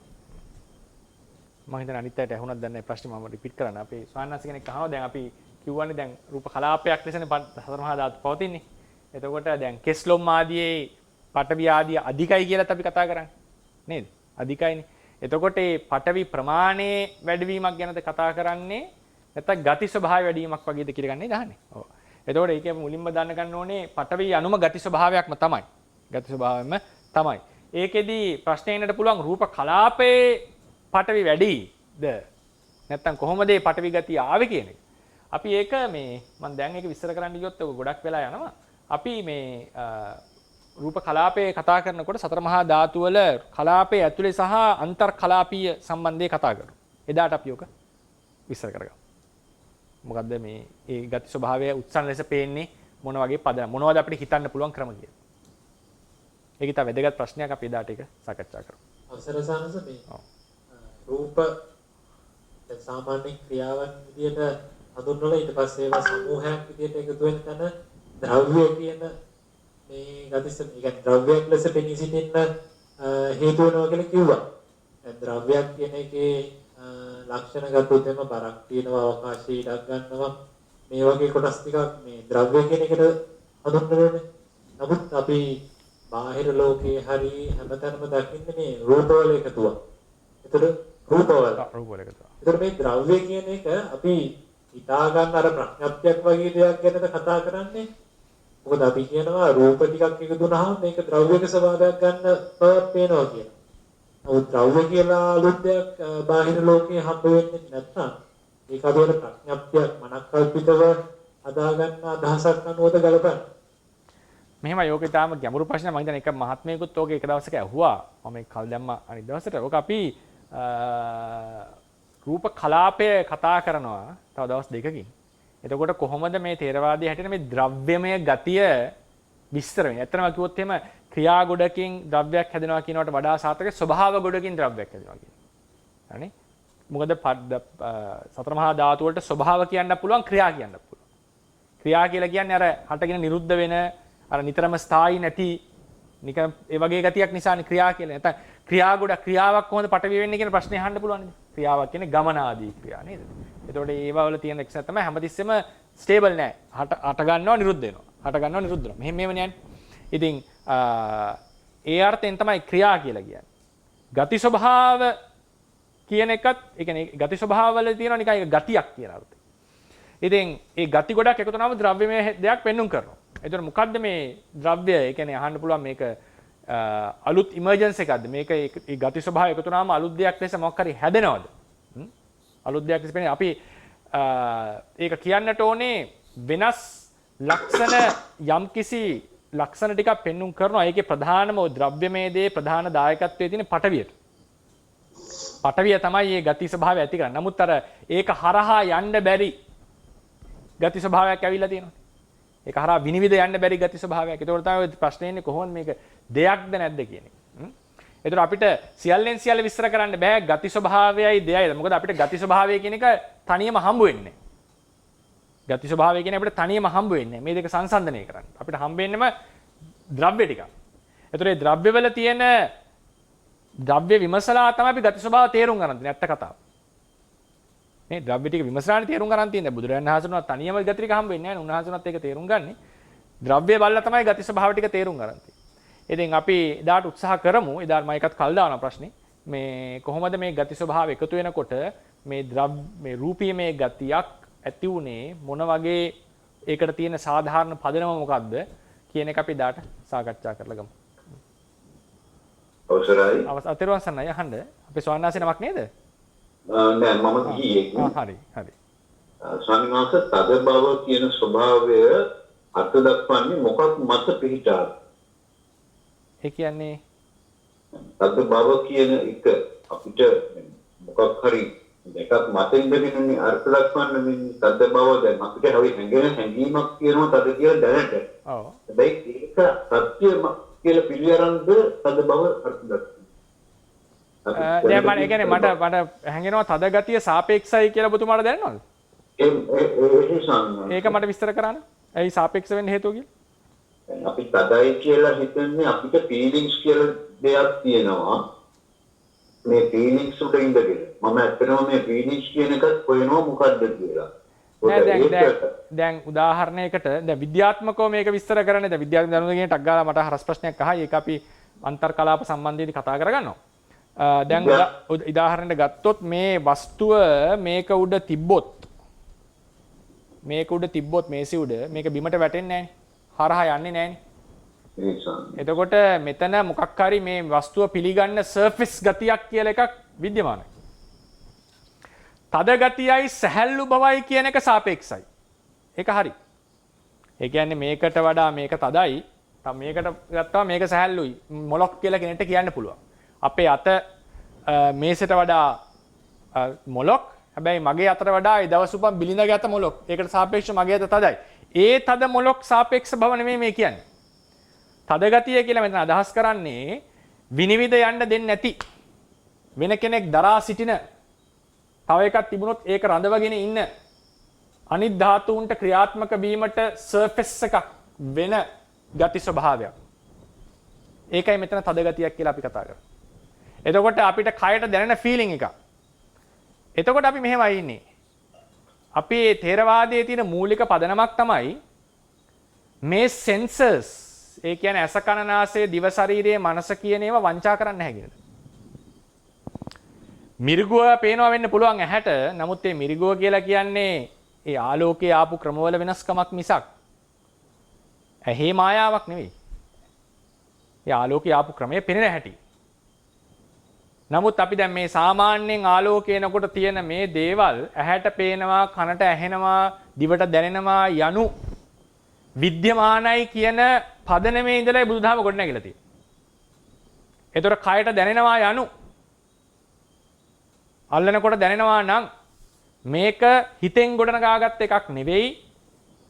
මේක පවතින දෙයක්. ඒ නිසා තමයි මේ මේසෙට අපි ඔක්කොම බලන් ඉන්නකොට වතුර දැම්මොත් ලීක් වෙන්නේ නැත්තේ. ඒක රැඳිලා තියෙන්නේ උඩ. ඒ නිසා එතනින් නම් ගැටලුව එන්නේ මම අර තවත් ඉදිරියට ගිහිල්ලා මම මේ හිතනවා මොන පදනමෙන්ද ප්‍රශ්නේ අහන්න ඇත්තේ කියලා. එහෙමනම් තියෙන්නේ බුදුදහම තියෙන්නේ සෙන්සර්ස් බොරු කරන්නේ නැහැ කියන තැන ඉඳලා. හරිනේ? ඒක පිළිහිట్లా තියෙන්නේ මේ වගේ තැනක.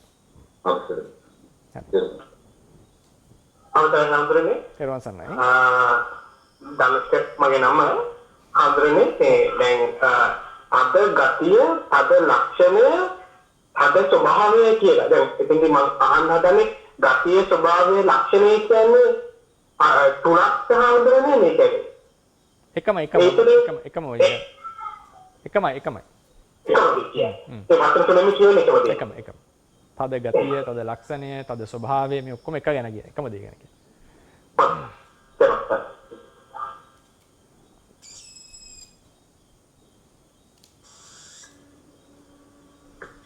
අවසරයි හාමුදුරුවනේ. පෙරවන් සන්නයි. පෙරවන් සරණයි. වහන්සේගේ අද දේශනාවේදී අර රූප සම්පති ගොඩක් කියනවා කියන එකෙන් අදහස් කරේ මොකක්ද ස්වාමීන් වහන්සේ? මෙහෙමනේ දැන් කර්මජ රූප සන්තති 9යි. ඒ කියන්නේ කර්මජ චක්කු සන්තතිය, චක්කු කර්මජ සන්තතිය. සෝතය කියන්නේ සෝත ප්‍රසාද පරම්පරාව ඇතිනව නැතිනවනේ ඒක වෙනම සන්තතියක්. ගාන ප්‍රසාද පරම්පරාව වෙනම සන්තතියක්. ඒවට කියනවා කර්මජ සන්තති ශීර්ෂ කියලා. සාමාන්‍යයෙන්. ඒ වගේ අපිට හම්බ වෙනවා කර්මජ සන්තති 9ක්. කර්මජ ඊට පස්සේ කතා කරන්න පුළුවන්. මම උත්තර දුන්නාට පස්සේ කර්මජ සන්තති 9යි. ඊට පස්සේ චිත්තජ සන්තති. ඒ කියන්නේ අපි හිතමුකෝ පංචද්වාරික වීති වලින් හටගන්න රූප සන්තතිය. මනෝද්වාරික වීති වලින් හටගන්න රූප සන්තතිය. මෙයා වෙනස්. විපස්සනාවේදී අපි කතා කරනවා. ඊට පස්සේ ඍතුජ සන්තති මට මතකයි 6ක් තියෙනවා. ඍතුජ සන්තති. ඒ විදිහට ඒ කියන්නේ අපි හිතමුකෝ බාහිර ඍතුව නිසා හටගන්න සන්තතිය. අම්මාගේ තාත්තගෙන් ඇතිවෙච්ච රූප සන්තතිය කියලා එකක්. ඒ වගේ මේ වෙන වෙනම පරම්පරා ගොඩක් අපිට පෙන්눔 කරන්නට පුළුවන්. ඒවා විසුද්ධි මාර්ගය, එහි ටීකාව වගේ තැන්වල පැහැදිලිවම දක්වලා තියෙනවා. අද දේශනාව හොඳටම අපිට තේරුණා. වහන්සේට ආම්නේ ගිය පාරකින් පොඩි ප්‍රශ්නයක් අහන්න කමක් නෑ අහන්න.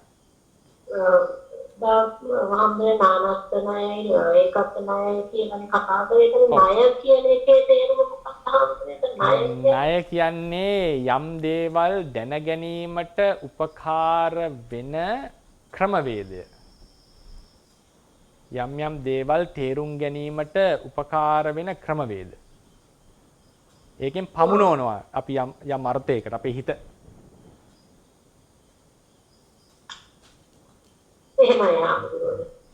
තේරුම් සරණයි තේරුම් සරණයි.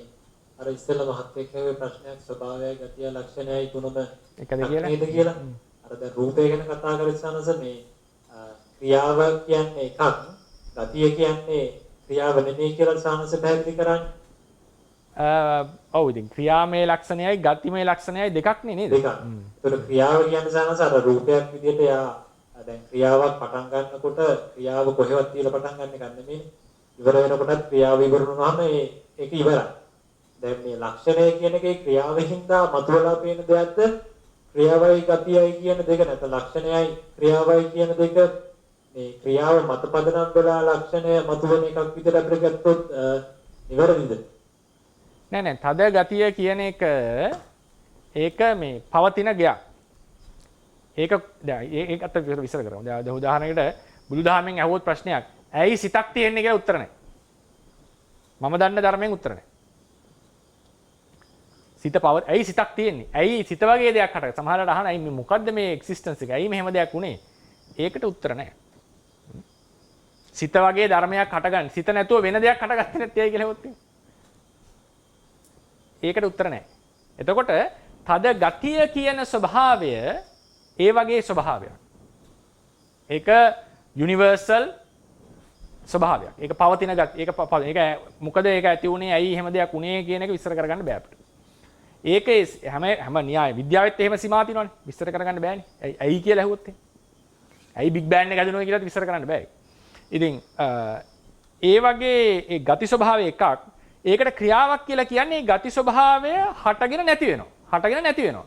නිතරම ඒක ස්ථාවර නැහැ. එතකොට ඒ ගතියෙන් තමයි ඒකට ක්‍රියාවක් කියලා කියන්න වෙන්නේ ඒ ස්වභාවය තියෙන නිසා. ක්‍රියා මාත්‍රය.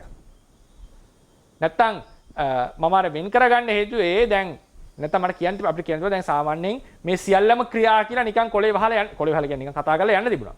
නමුත් කෙලින්ම නුවණට ප්‍රශ්නයක් එනවා ස්වාමීන් වහන්සේ මේ ක්‍රියා ගොඩකින් කොහොමද මේ දෙයක් ඇතුනේ අපිට ක්‍රියාවක් කියලා මම දන්නේ මට තියෙන ක්‍රියාව කියන අර්ථයේ තේරුම තමයි මේ ගමන එහෙම ක්‍රියාදී නේද? දැන් ඊරුකාන් සංහසේ එහෙම විස්තර කරන්නේ. මේක උන්වහන්සේ උපමා බලන්නකො. ඒ ක්‍රියා උපමාවෙන් උන්වහන්සේ කියලා තියෙන්නේ ක්‍රියාව වැඩි වෙලා තියෙන්නේ නැහැ කියන එකනේ. ඒකමයි කියලා තියෙන්නේ. ඒ දේශනා බලන්න මොකද මූලික කරුණු පොතේ තියෙන්නේ. ඊටම වැදගත් ලස්සන නිර්වචනය. යනකොට ඉන්නවා ඉන්නකොට යන්නේ නැහැ යනකොට ඉන්නේ නැහැ මේක හැමතිස්සෙම වෙනස් වෙවි යන එකක් නේ. ආරම්භයක් තියෙනවා අවසානයක් තියෙනවා. මොහොතින් මොහොත වෙනවා. ඒතකොට පරමාර්ථ ධර්මයොත් ක්‍රියා ලෙස කිව්වා. අපිට මේක චිත්තචෛසික වලට නම් යමක් හිතාගත හැකියි. නමුත් රූප වලට ආවට පස්සේ දැන් මේක ක්‍රියාවක්ද ගති ස්වභාවයක්ද? තද ගතිය, ආබන්ධන ගතිය. ආබන්ධනේ නම් මොකක් හරි ක්‍රියාමය ස්වභාවයක්. නමුත් ඒකෙත් පේනවා ගති විශේෂයක්. උෂ්ණ ගතිය. එතකොට ඒ ස්වභාව ලක්ෂණය අපි ඉග්නෝර් කරන්න බෑ. ස්වභාවයක් කියලා කියන්නේ අර වගේ දැනෙන ගතියක්. ඒ නිසා පරමාර්ථන විස්තර කරනකොට ක්‍රියාවක් කියලා කියන්නේ දැන් නාමවලත් ඒ ගතිය තමයි තියෙන්නේ. ආරම්මන විඥානන ගතියක් කියලා එකක් තියෙනවා. ඉතින් ඒ නිසා ක්‍රියාවක් ලෙස විස්තර කරන්නේ මේ පරමාර්ථ ධර්මයෝ කොහෙවත් නැතුව එකපාර හටගෙන සම්පූර්ණයෙන් නිරුද්ධ වෙලා යනවා කියන මේ ඒ අතරතුරත් එයා වෙනස් වෙනවා නිතර. ස්ථාවර නෑ, එක විදිහකට තියෙන්නේ නෑ. ඒ මොහොතේ විද්‍යමානයි. නමුත් හැමතිස්සෙම වෙනස් වීමකට භාජනය වෙමින් ඉන්නේ. ඒ නිසායි ක්‍රියා කියලා කිව්වේ. ඒකේ තියෙන අර ගති ස්වභාව අරමුණු කරගෙන තමයි ස්වභාව කියලා කිව්වේ. ඉතින් ඒ නිසා මේ දෙක මත ක්‍රියාව නිසා ගතිය, ගතිය නිසා ක්‍රියාව නෙවෙයි. හද පටවිය කියන එක මම වචනෙන් ගත්තොත් පටවිය කියන එක ස්වභාවයකුත් වෙනවා, ක්‍රියාවකුත් වෙනවා. පැහැදිලිද? කියන්නේ මේ ගතිය පවතින ක්‍රියාවක් විදිහට කියලා හිතුවා. අන්න එහෙම තමයි කියන්නේ. ගතිය පවතින ක්‍රියාවක් විදිහට. නිර්වාණ සරණයි සයන්ස මේ ලක්ෂ්මන් කියලා ගිහියෙක් කතා කරන්නේ. නිර්වාණ සරණයි මහත්තයා. මේ සයන්ස් දැන් අවිඥානික රූප ගත්තොත් එහෙම අවිඥාන ගස් කොළන් ගල් අරේ මේ ගත්තොත් එහෙම එතකොට ඒවා මේ උතුජ රූප කලාප කියලා තමයි මම අහලා තියෙන්නේ. ඔව්. එතකොට සයන්ස් දැන් ඒ වාගේ අවිඥානික රූපවලත් වර්ධනයක් වැඩිවීමක් අර දිරීමක් විනාශ වීමක් පේනවනේ. ඒතකොට සවිඥානික රූපවලත් උපතක් අවසානයක් තේනවා මේ සම්මුති වශයෙන් ගත්තොත් උපතක් මරණයක් තියෙනවනේ සවිඥානික රූපේ මේ කය කියන එක සම්මුති කියලා ගත්තේ මේ ඉපදීමයි මරණයයි වගේ ලොකු කතාවක්. සයන්ස් දැන් එතන සවිඥානික රූපවල භවයක ආරම්භයක් අවසානයක් තියෙනවනේ සයන්ස්. මේ ඔබතුමා කියන්නේ මේ ජීවිතේ ආරම්භ වෙලා අවසන් වෙනවා කියන එක නේද? එහෙමයි සයන්ස්. දැන් එතකොට අවිඥානික රූපේ සමහර තැන්වල ගස් කොළන් වල මේ ආරම්භයක් අවසානයක් තියෙනවනේ. රූප පරම්පරාව. ඔය කියන්නේ රූප පරම්පරාවේ. හරි. ඔය ඉතින්. එතකොට සයන්ස් ඒ අනිකුත් රූපවල අවිඥානික රූපවල ආරම්භ අවසාන නැහැ දැන් අපි ගත්තොත් දැන් පොළව වගේ ගත්තොත් ඒකේ ආරම්භයක් අවසානයක් නැහැ සයන්ස්. එතකොට එතන අවිඥානික රූපවල රූප පරම්පරාව කොහොමද අපි තේරුම් ගන්න ඕනේ? ඒක උතුජ සන්තතිය කතා කරනකොට මම කතා කරන්න ඉන්නේ සහ රූපේ පිළිබඳ විශ්ලේෂණයක් කරන දවසක තේරවාදයේ තියෙන මොකද මම ඒකට කියන්නේ ගැටලුවක් කියලා. ඒක ටිකක් හිතට අමුතු විදිහට දැනෙන විදිහේ තොරතුරක් කියලා මම කිව්වොත් එහෙම මම කෙටියෙන් නිකන් විස්තර කරොත් එහෙම තේරවාද සම්ප්‍රදායේ හැටියට දැන් ඒකේ ඔබතුමා අහන්නේ දැන් සන්තතිය මට හිතනවා තේරුම් අරන් අහන්නේ කියලා. ඒ කියන්නේ ප්‍රශ්නේ ඒ සන්තතිය කියන්නේ ආරම්භයක් තියෙනවා අවසානයක් තියෙනවා. සන්තති පරම්පරාව. ඒක අවසන් වෙනවා. හැබැයි මොකද හිතන්නේ ඒ පහළ වෙන රූප සන්තතිය දැන් අපේ කයනේ. කය පොළොවට පස් කරාම මේක අවසන් වෙනවද? ඒක පරිවර්තන වෙලා තියෙන්නේ සන්තතිය. පරිවර්තනයක්. සන්තතිය මම කියන්නේ රූපේ පරිවර්තන වෙනවා කියන එක නෙවෙයි. රූප සන්තතිය පරිවර්තන. ඒකෙන් නිකන් සරලම උදාහරණය ලෝකයේහි බුදුදහමේ හැටියට විශ්වයේ රූප පරම්පරාව අවසන් වෙනවා කියලා එකක් නැහැ. හරිනේ? වෙන්නේ ට්‍රාන්ස්ෆෝමේෂන්. ඒ කියන්නේ මේ පරම්පරාවේ තියෙන දැන් ඔන්න පෘථිවිය හැදෙනවා, විනාශ වෙනවා. වෙන ක්‍රමයකට මේ පරම්පරාව පවතිනවා නිකන් වායුමය ආදී ලෙසට. නැවත ඒක ඝන වෙලා නැවත සකස් වෙනවා. එතකොට ඒකේ අර එකම දේ දැන් වතුර ටික අයිස් වෙනවා, අයිස් ටික අයිස් ටික වතුර වෙනවා, වතුර ටික වාෂ්ප වෙනවා, වාෂ්ප ටික වතුර වෙනවා, වතුර ටික අයිස් වෙනවා. මේ වගේ ස්ට්‍රක්චරල් වෙනසක් සිද්ධ වෙනවා. නමුත් රූප පරම්පරාව පවතිනවා. එහෙම පවතින්නේ නැති විනාශ වෙන රූප පරම්පරාව තමයි කර්මජ රූප පරම්පරාව, චිත්තජ රූප පරම්පරාව, ආහාරජ රූප පරම්පරාව. සහ සමහර ඒ කියන්නේ උතු සමුත්ථාන උතුජ රූප පරම්පරාව. උතුජ රූප වර්ග දෙකක් තියෙනවා. උතු සමුත්ථාන උතු, සාමාන්‍ය උතු. එතන මේ කියන කලාප ඒක ඉදාට විස්තර වශයෙන් ඒවා දිගින් දිගට යන්නේ නැහැ. ඒ සන්තතිය ගැටෙන්නේ නැහැ. ඒක අවසන් වෙනවා. ඒක සන්තති රූප සන්තති ගැන මම දීර්ඝව කතා කරනකොට මේ මාතෘකාවටදී ඔක පැහැදිලි වෙයි. හැබැයි එක රූප උතුජ සන්තතියක් තියෙනවා අවසන් වීමක් නැත. සන්තතිය අවසන් වෙන්නේ. ඒකෙන් කියවෙන්නේ රූපේ නිට්ටයයි කියලා. ඒ මොහොතේ බිඳෙනවා, ඉපදෙනවා, බිඳෙනවා, ඉපදෙනවා, බිඳෙනවා. ඒ පවතින ක්‍රමයේ ඉවරයක් වෙන්නේ. ඒක මුළු විශ්වයටම සාධාරණ දෙයක්. බැරි වෙලා හරි කිව්වොත් එහෙම රූපේ තිබුණ නැහැ කියලා පළවෙනි රූප ටික අර මම සසර මුලින් ආරම්භ වුණා වගේ ප්‍රශ්න එනවනේ. ඉතින් පළවෙනි රූප ටික හටගත්තේ මොන පදනමෙන්ද කියලා රූපේ හටගන්න ක්‍රම හතරයි තියෙන්නේ අපි තේරවාදයේදී. කර්මයේ, චිත්තේ, ඍතු, ආහාරය. ඒකෙන් ප්‍රධානම හේතුව තමයි ඍතුව. හැමතැනම හටගන්නේ ඍතුව නිසා. කර්ම, චිත්ත, ආහාර එන්නේ සත්ත්ව ශරීරවල විතරයි. ඒවායේ પરම්පරාව වැඩි කල තියෙන්නේ නැහැ. බ්‍රහ්ම ලෝකේ වගේ තැනක කල්ප ගණන් තියෙනවා. ඒත් අවසන් වෙනවා. ඒක දිගින් දිගට යන්නේ නැහැ. ඍතුජ අනි අර මං කිය සාමාන්‍ය ඍතු, උතු සමුට්ටාන උතු කියන එක නෙවෙයි. ඒක වචන සමාලාවට දැන් අලුත් ඇති. උතුජ රූප પરම්පරාව අපේ ශරීරයේ උනත් මහා පොළොවට පස් වෙනවා. ඒ පස් ටික ගස් ඒ ටික ගස් වලට යනවා. ඔහොම ඕක නිකන් අර પરම්පරාව දිගින් දිගට පවතිනවා. එතකොට රූපේ නිට්ටයයි කොහෙද නෑ. රූපේ මොමන්ටරි ඉපදෙනවා බිඳෙනවා. ඉපදෙනවා බිඳෙනවා. පැහැදිලිද මහත්තයා? එහෙමයි සර්. බොම් පැහැදිලි. ඔස්සර ස්වාමීන් වහන්සේ හරි. පොඩි අදහසක් මතක් කරන්න හිතනවා අර රූපය ගතියක්ද ද්‍රව්‍යමය ස්වභාවයක් කියනකොට තමයි ආලෝකයේ අංශමය ස්වභාවයක් තියෙනවා කියලා දැන් සඳහන් වෙනවා. මම හිතන්නේ ඒකත් මේකට අදාළ දෙයක් වගේ නේ සොන්නස් එහෙම ගතියක් තියෙනවා. ඔව්. ඒ කියන්නේ අංශුමයක් ලේ අර ෆෝටෝන්ස් නේද? ෆෝටෝන්ස්. ඊටාම වේගෙන් යන අංශු ටික. ඉතින් ඒක බුදුදහමෙත් ඒ කාලෙම කියවිලා තියෙනවා. මොකේද මේ ඒක මම දන්නේ ඒක කොච්චර බාහිර කතා වුණාද කියලා. ඒ දවස්වලම කියලා තිබෙනවා අවුරුදු දහස් ගානකට කලින් මේ ආලෝකය කියන එකෙත් සුද්දාෂ්ටක කියන රූප කලාප පැකට්ස්. පැකට් නේ කියන්නේ ශක්ති පැකට් කියලා කියන්නේ ෆෝටෝන්ස් වල. ඒ කලාපමය ස්වභාවයක් තියෙනවා කියලා තමයි තේරවාදයේ කතා කරලා තියෙනවා ඉස්සර. ඉතින් ඒක ඇත්ත ඔබතුමා බොහොම පිං ඒක මේ ඒක විද්‍යාවත් එක්ක ගැලපෙන ඒ කියන්නේ ඒ මත දෙක ගොඩාක් ළඟින් යන අදහස් දෙක. මම හිතන්නේ දැන් ඔය ඔබ වහන්සේනාට දැන් ඔය මේ ලොකු ප්‍රශ්නයක් තමයි අතන ගති ලක්ෂණ නම් මම ආනන්ද කතා කරන්නේ. ඔව්. ඒ ගති මේ ඒ ද්‍රව්‍යමය ස්වභාවය ගැන අපිට හරි වැටීමක් ගත්තොත් ඒක ලොකු මේ මම හිතන්නේ ලොකු අනිතාලමක් වැටෙනවා මේ කියන ප්‍රශ්න වලදී මම හිතනවා. තාත් ඒක කතා කරන සමහර හිටද ඊළඟ දවසේ මේ ඒක අපි හෙටනේ අනිද්දා බොහෝ දුර අනිද්දා යන්නේ. අනිද්දා. හොඳයි. අවසරයි ස්වාමීන් වහන්සේ. ඔව්. අපේ ඇස කියන්නේ රූපයක් නිසා බාහිර තියෙන එක රූපයක් නිසා අපි තේන්නේ බාහිර රූපයේද ඇසට වැටෙන ආලෝකයද කියලා කියනවා. අපේ ස්වාමීන් වහන්සේ නමක් නේද? මිනි කෙනෙක් රංගිත් කියලා. හරි. අපිට ඕක ඒක ගැනත් කියන්නට ඕනේ. ඒක ඔය තැන් දෙක විද්‍යාවයි තේරවාද බුදුදහමයි සම්පූර්ණයෙන් පරස්පර වෙන තැන් දෙක.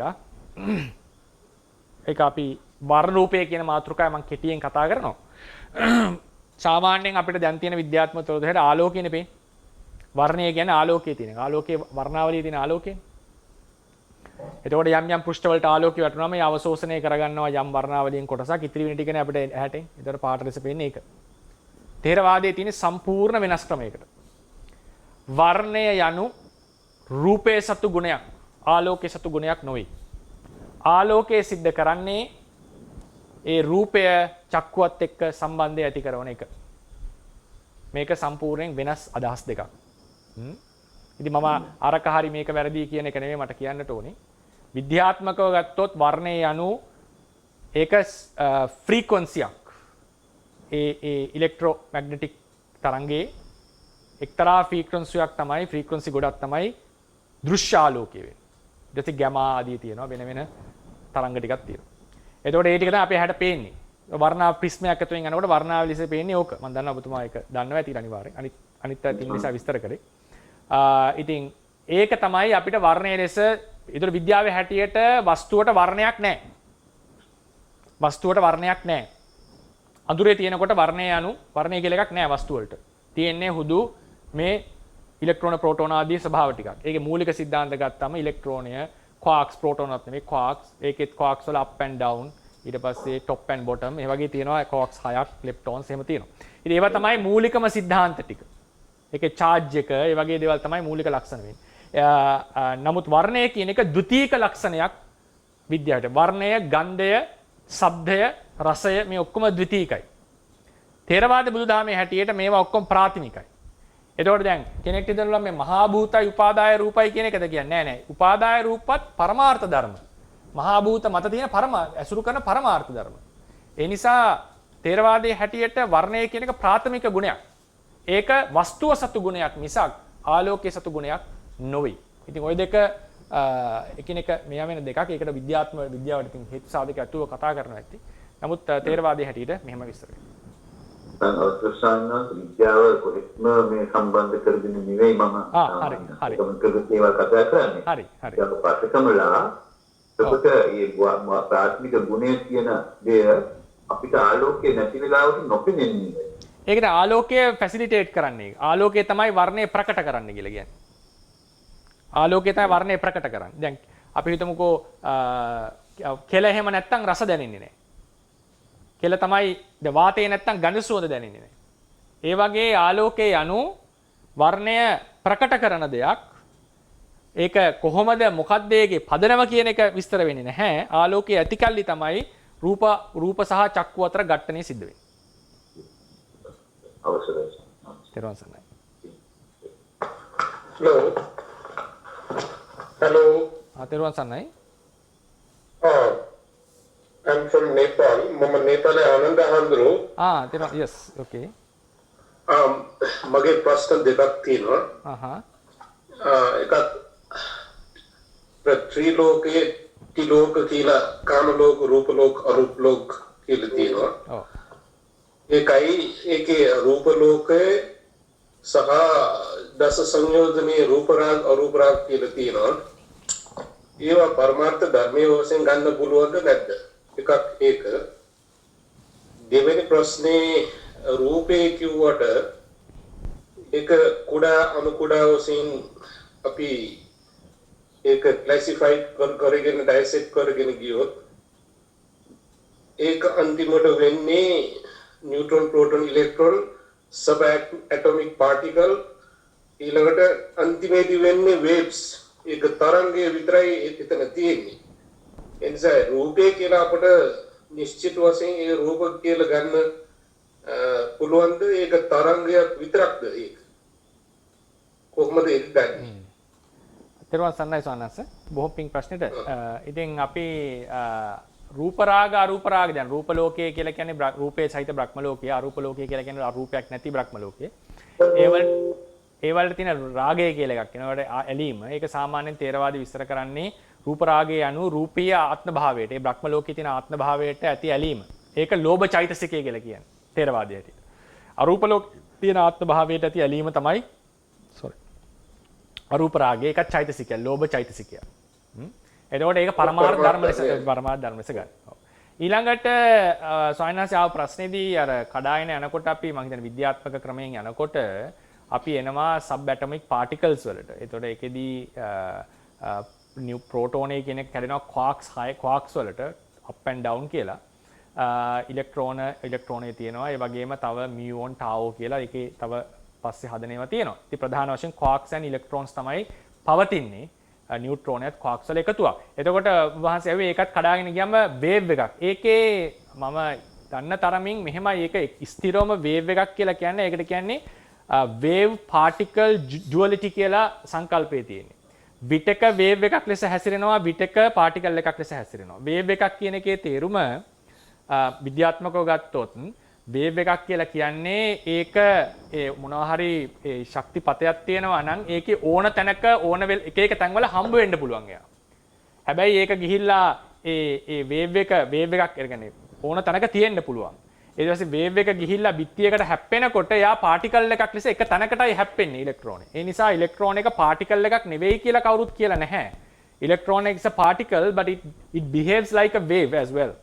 ඒක particle wave duality කියලා කියන්නේ බැරි වෙලා හරි මොමන්ටම් එක ගැන ලොකු තොරතුරක් එනකොට වේව් එක ප්‍රෙඩික්ට් කරන්න බැරි වෙනවා. වේව් එක ප්‍රෙඩික්ට් කරනකොට මොමන්ටම් එක ගන්න බැරි. ඔක තමයි මේ කවුද මෙයාගේ මට විද්‍යාඥයන් නෑ. ඒකේ එයාගේ තියෙන අදහස. ඒ කියන්නේ මේක හරියට මැනගන්න බෑ. ඒ නිසා අද විද්‍යාව නතර වෙලා තියෙන තැනක් තමයි electron is a particle but it behaves like a wave.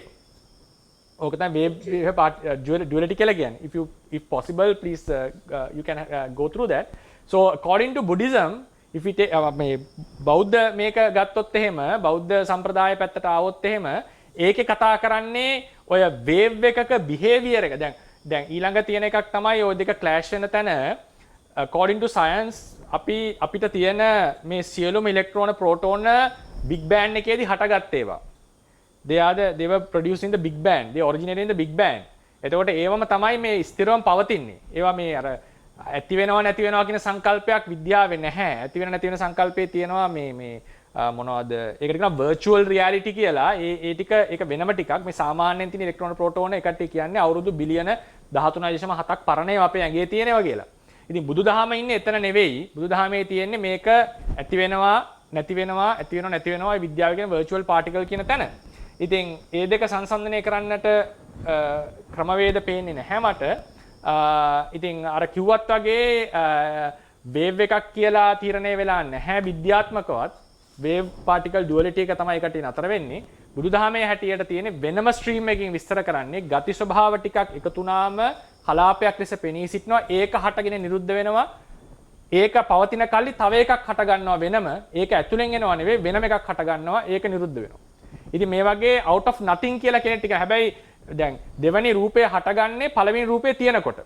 මේක තිබ්බේ නැත්තම් මේකෙන් හටගන්නේ නැහැ කියලා කියන්නේ තේරවාදයේ හැටියට. මේක තියෙනකොට මේකයක් හටගන්නවා. මේක තියෙනකොට මේකයක් හටගන්නවා කියන්නේ මේක පවතින කල්ලි මෙතන තව එකක් හටගන්නවා අලුතෙන්. ඉතින් මේකේ කැඩිල්ලක් නෙවෙයි ඒක. ওই විදිහට තමයි රූපේ පැවැත්ම තියෙන්නේ. ඇතුළට ගියාම මේක ආයෙ කඩන්නට බෑ. තියෙන්නේ ගති ස්වභාව ටිකක් විතරයි. ඒ නිසා මේක completely streams දෙකක් ලෙස කියලා මට නම් තේරෙන්නේ සාන. බොහොම පිං සාමනෝස්. සාමිනාස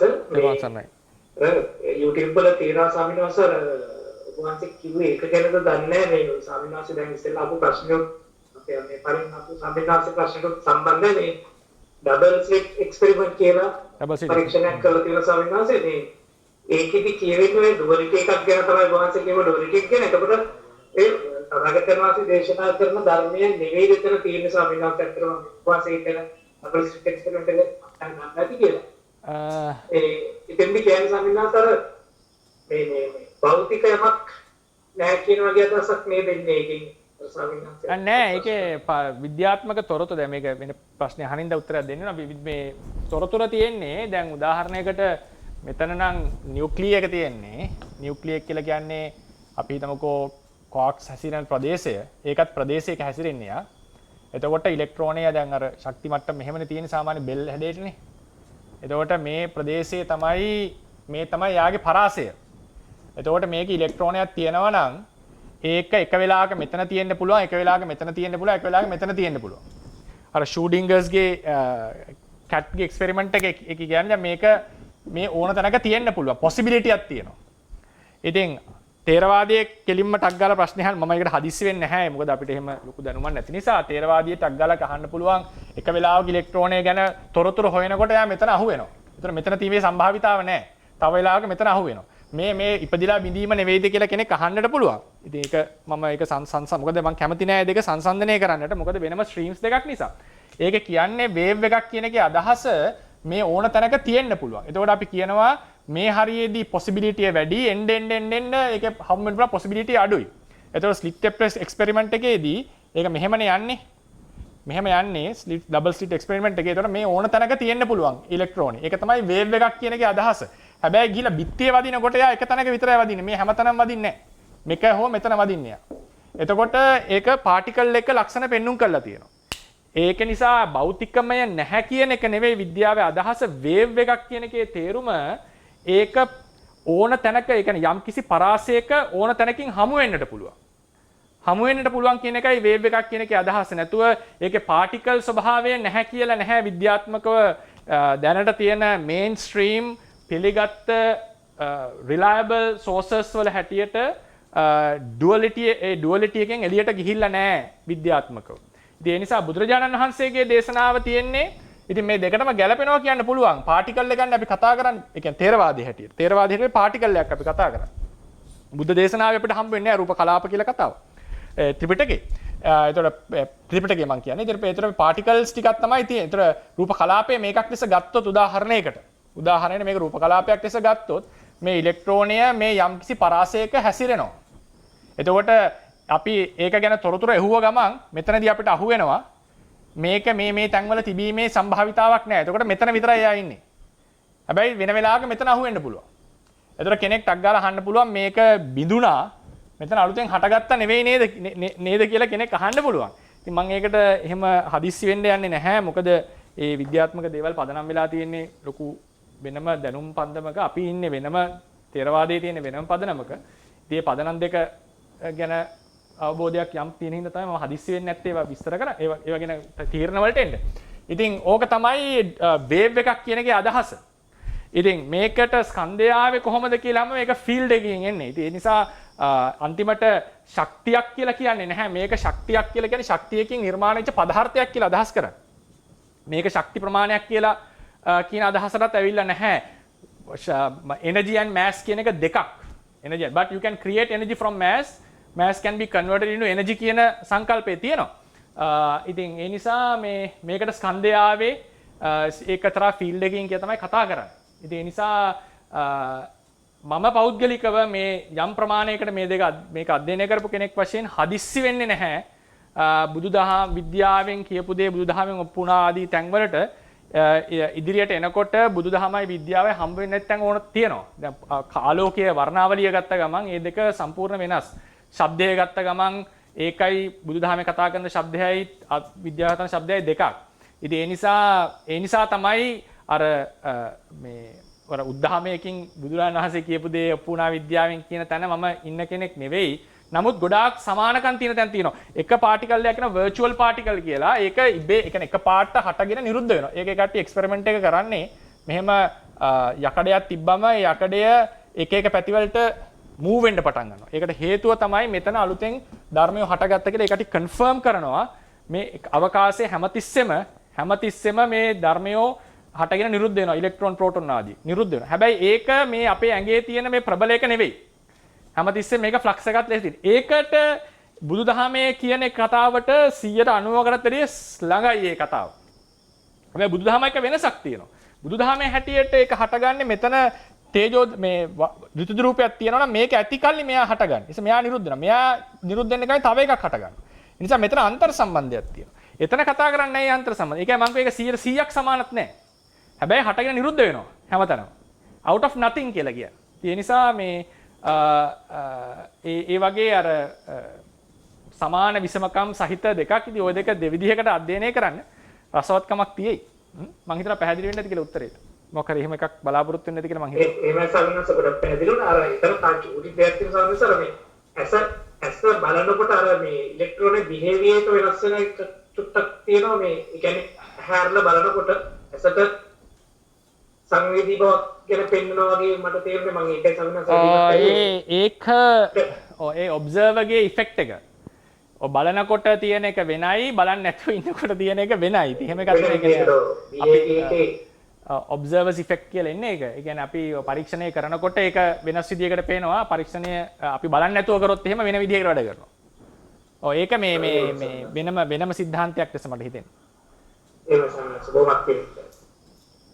සානා සාසරයි මේ පොඩි අදහසක් ඉදිරිපත් කරන්න අතවරක් මේ දැන් අත්‍තරම අපි විද්‍යාව සංසන්දනය කරන්න ගියාම අපිට මතක් වෙනවා නේද සවන්නම් දැන් මොන විද්‍යාවද කියලා ඊයේ තිබිච්ච විද්‍යාවද අද තියෙන විද්‍යාවද හෙට තියෙන විද්‍යාවද කියලා මොකද ඒක හැමලෑම පරිණාමයකටපත් වෙනවා මම හිතන්නේ මේක අර ඕවර්ऑල් මේක ඉවෝල්ව් වෙනකොට ටික ටික විද්‍යාව තව ටික වෙනකොට මම හිතන්නේ ඒක උගාක් කළාට බුද්ධාවන් ලං වෙවි එදා ගතියක් තමයි මට පෙහෙන්නේ අපි ඒක ගත්තම හරි සවන්නම් ඒකට මගින් උත්තරයක් නම් ඉතින් දෙන්න තරම් මම දැනුම මට නැහැ. ඔබතුමා කියන විදිහේ එකක් වේවා කියලා තිත හිතයට කැමැත්තක් තියෙනවා. මොකද අපි දැන් අත්‍තරම මේක ලොකු වැරද්දක් තියෙනවා කියලා මම හිතනවා අපි දැන් විද්‍යාව කියලා අපි ගන්න මේ අද තියෙන දේ. දැන් අපි ඇඩ්වාන්ස් එක කරන කාලේ අවුරුදු ගානකට කලින් ඉලෙක්ට්‍රෝන වල ශක්ති ස්වභාවයක් අපි දැනන් ඉන්නේ නැහැ ඒක දෙයක් කියලා තමයි හිතන්නේ. නමුත් දැන් ඒක කියනවා ඒ ශක්තියක් වශයෙන් බිහේ වෙන එක. ඉතින් අත්‍තරම ඒක හුඟක් වෙලාවට අභිධර්මයේ සම්බන්ධයි. ඒ කියන්නේ අභිධර්මයේ අන්තිමට අපි කියන්නේ ශක්තිය ක්‍රියාවන් කියලා. ඒතකොට ඒක අත්‍තරම ඉතින් මම කියන්නේ විද්‍යාව තව ටිකක් යන්න මේකට ලං වෙන ගතියක් තමයි මට වෙන්නේ මම කියන්නේ. අවසර සයන්ස් පෙරවන් සර්ණයි. මේ ලක්ෂ්මන් කියලා කතා කරන්නේ නැවත.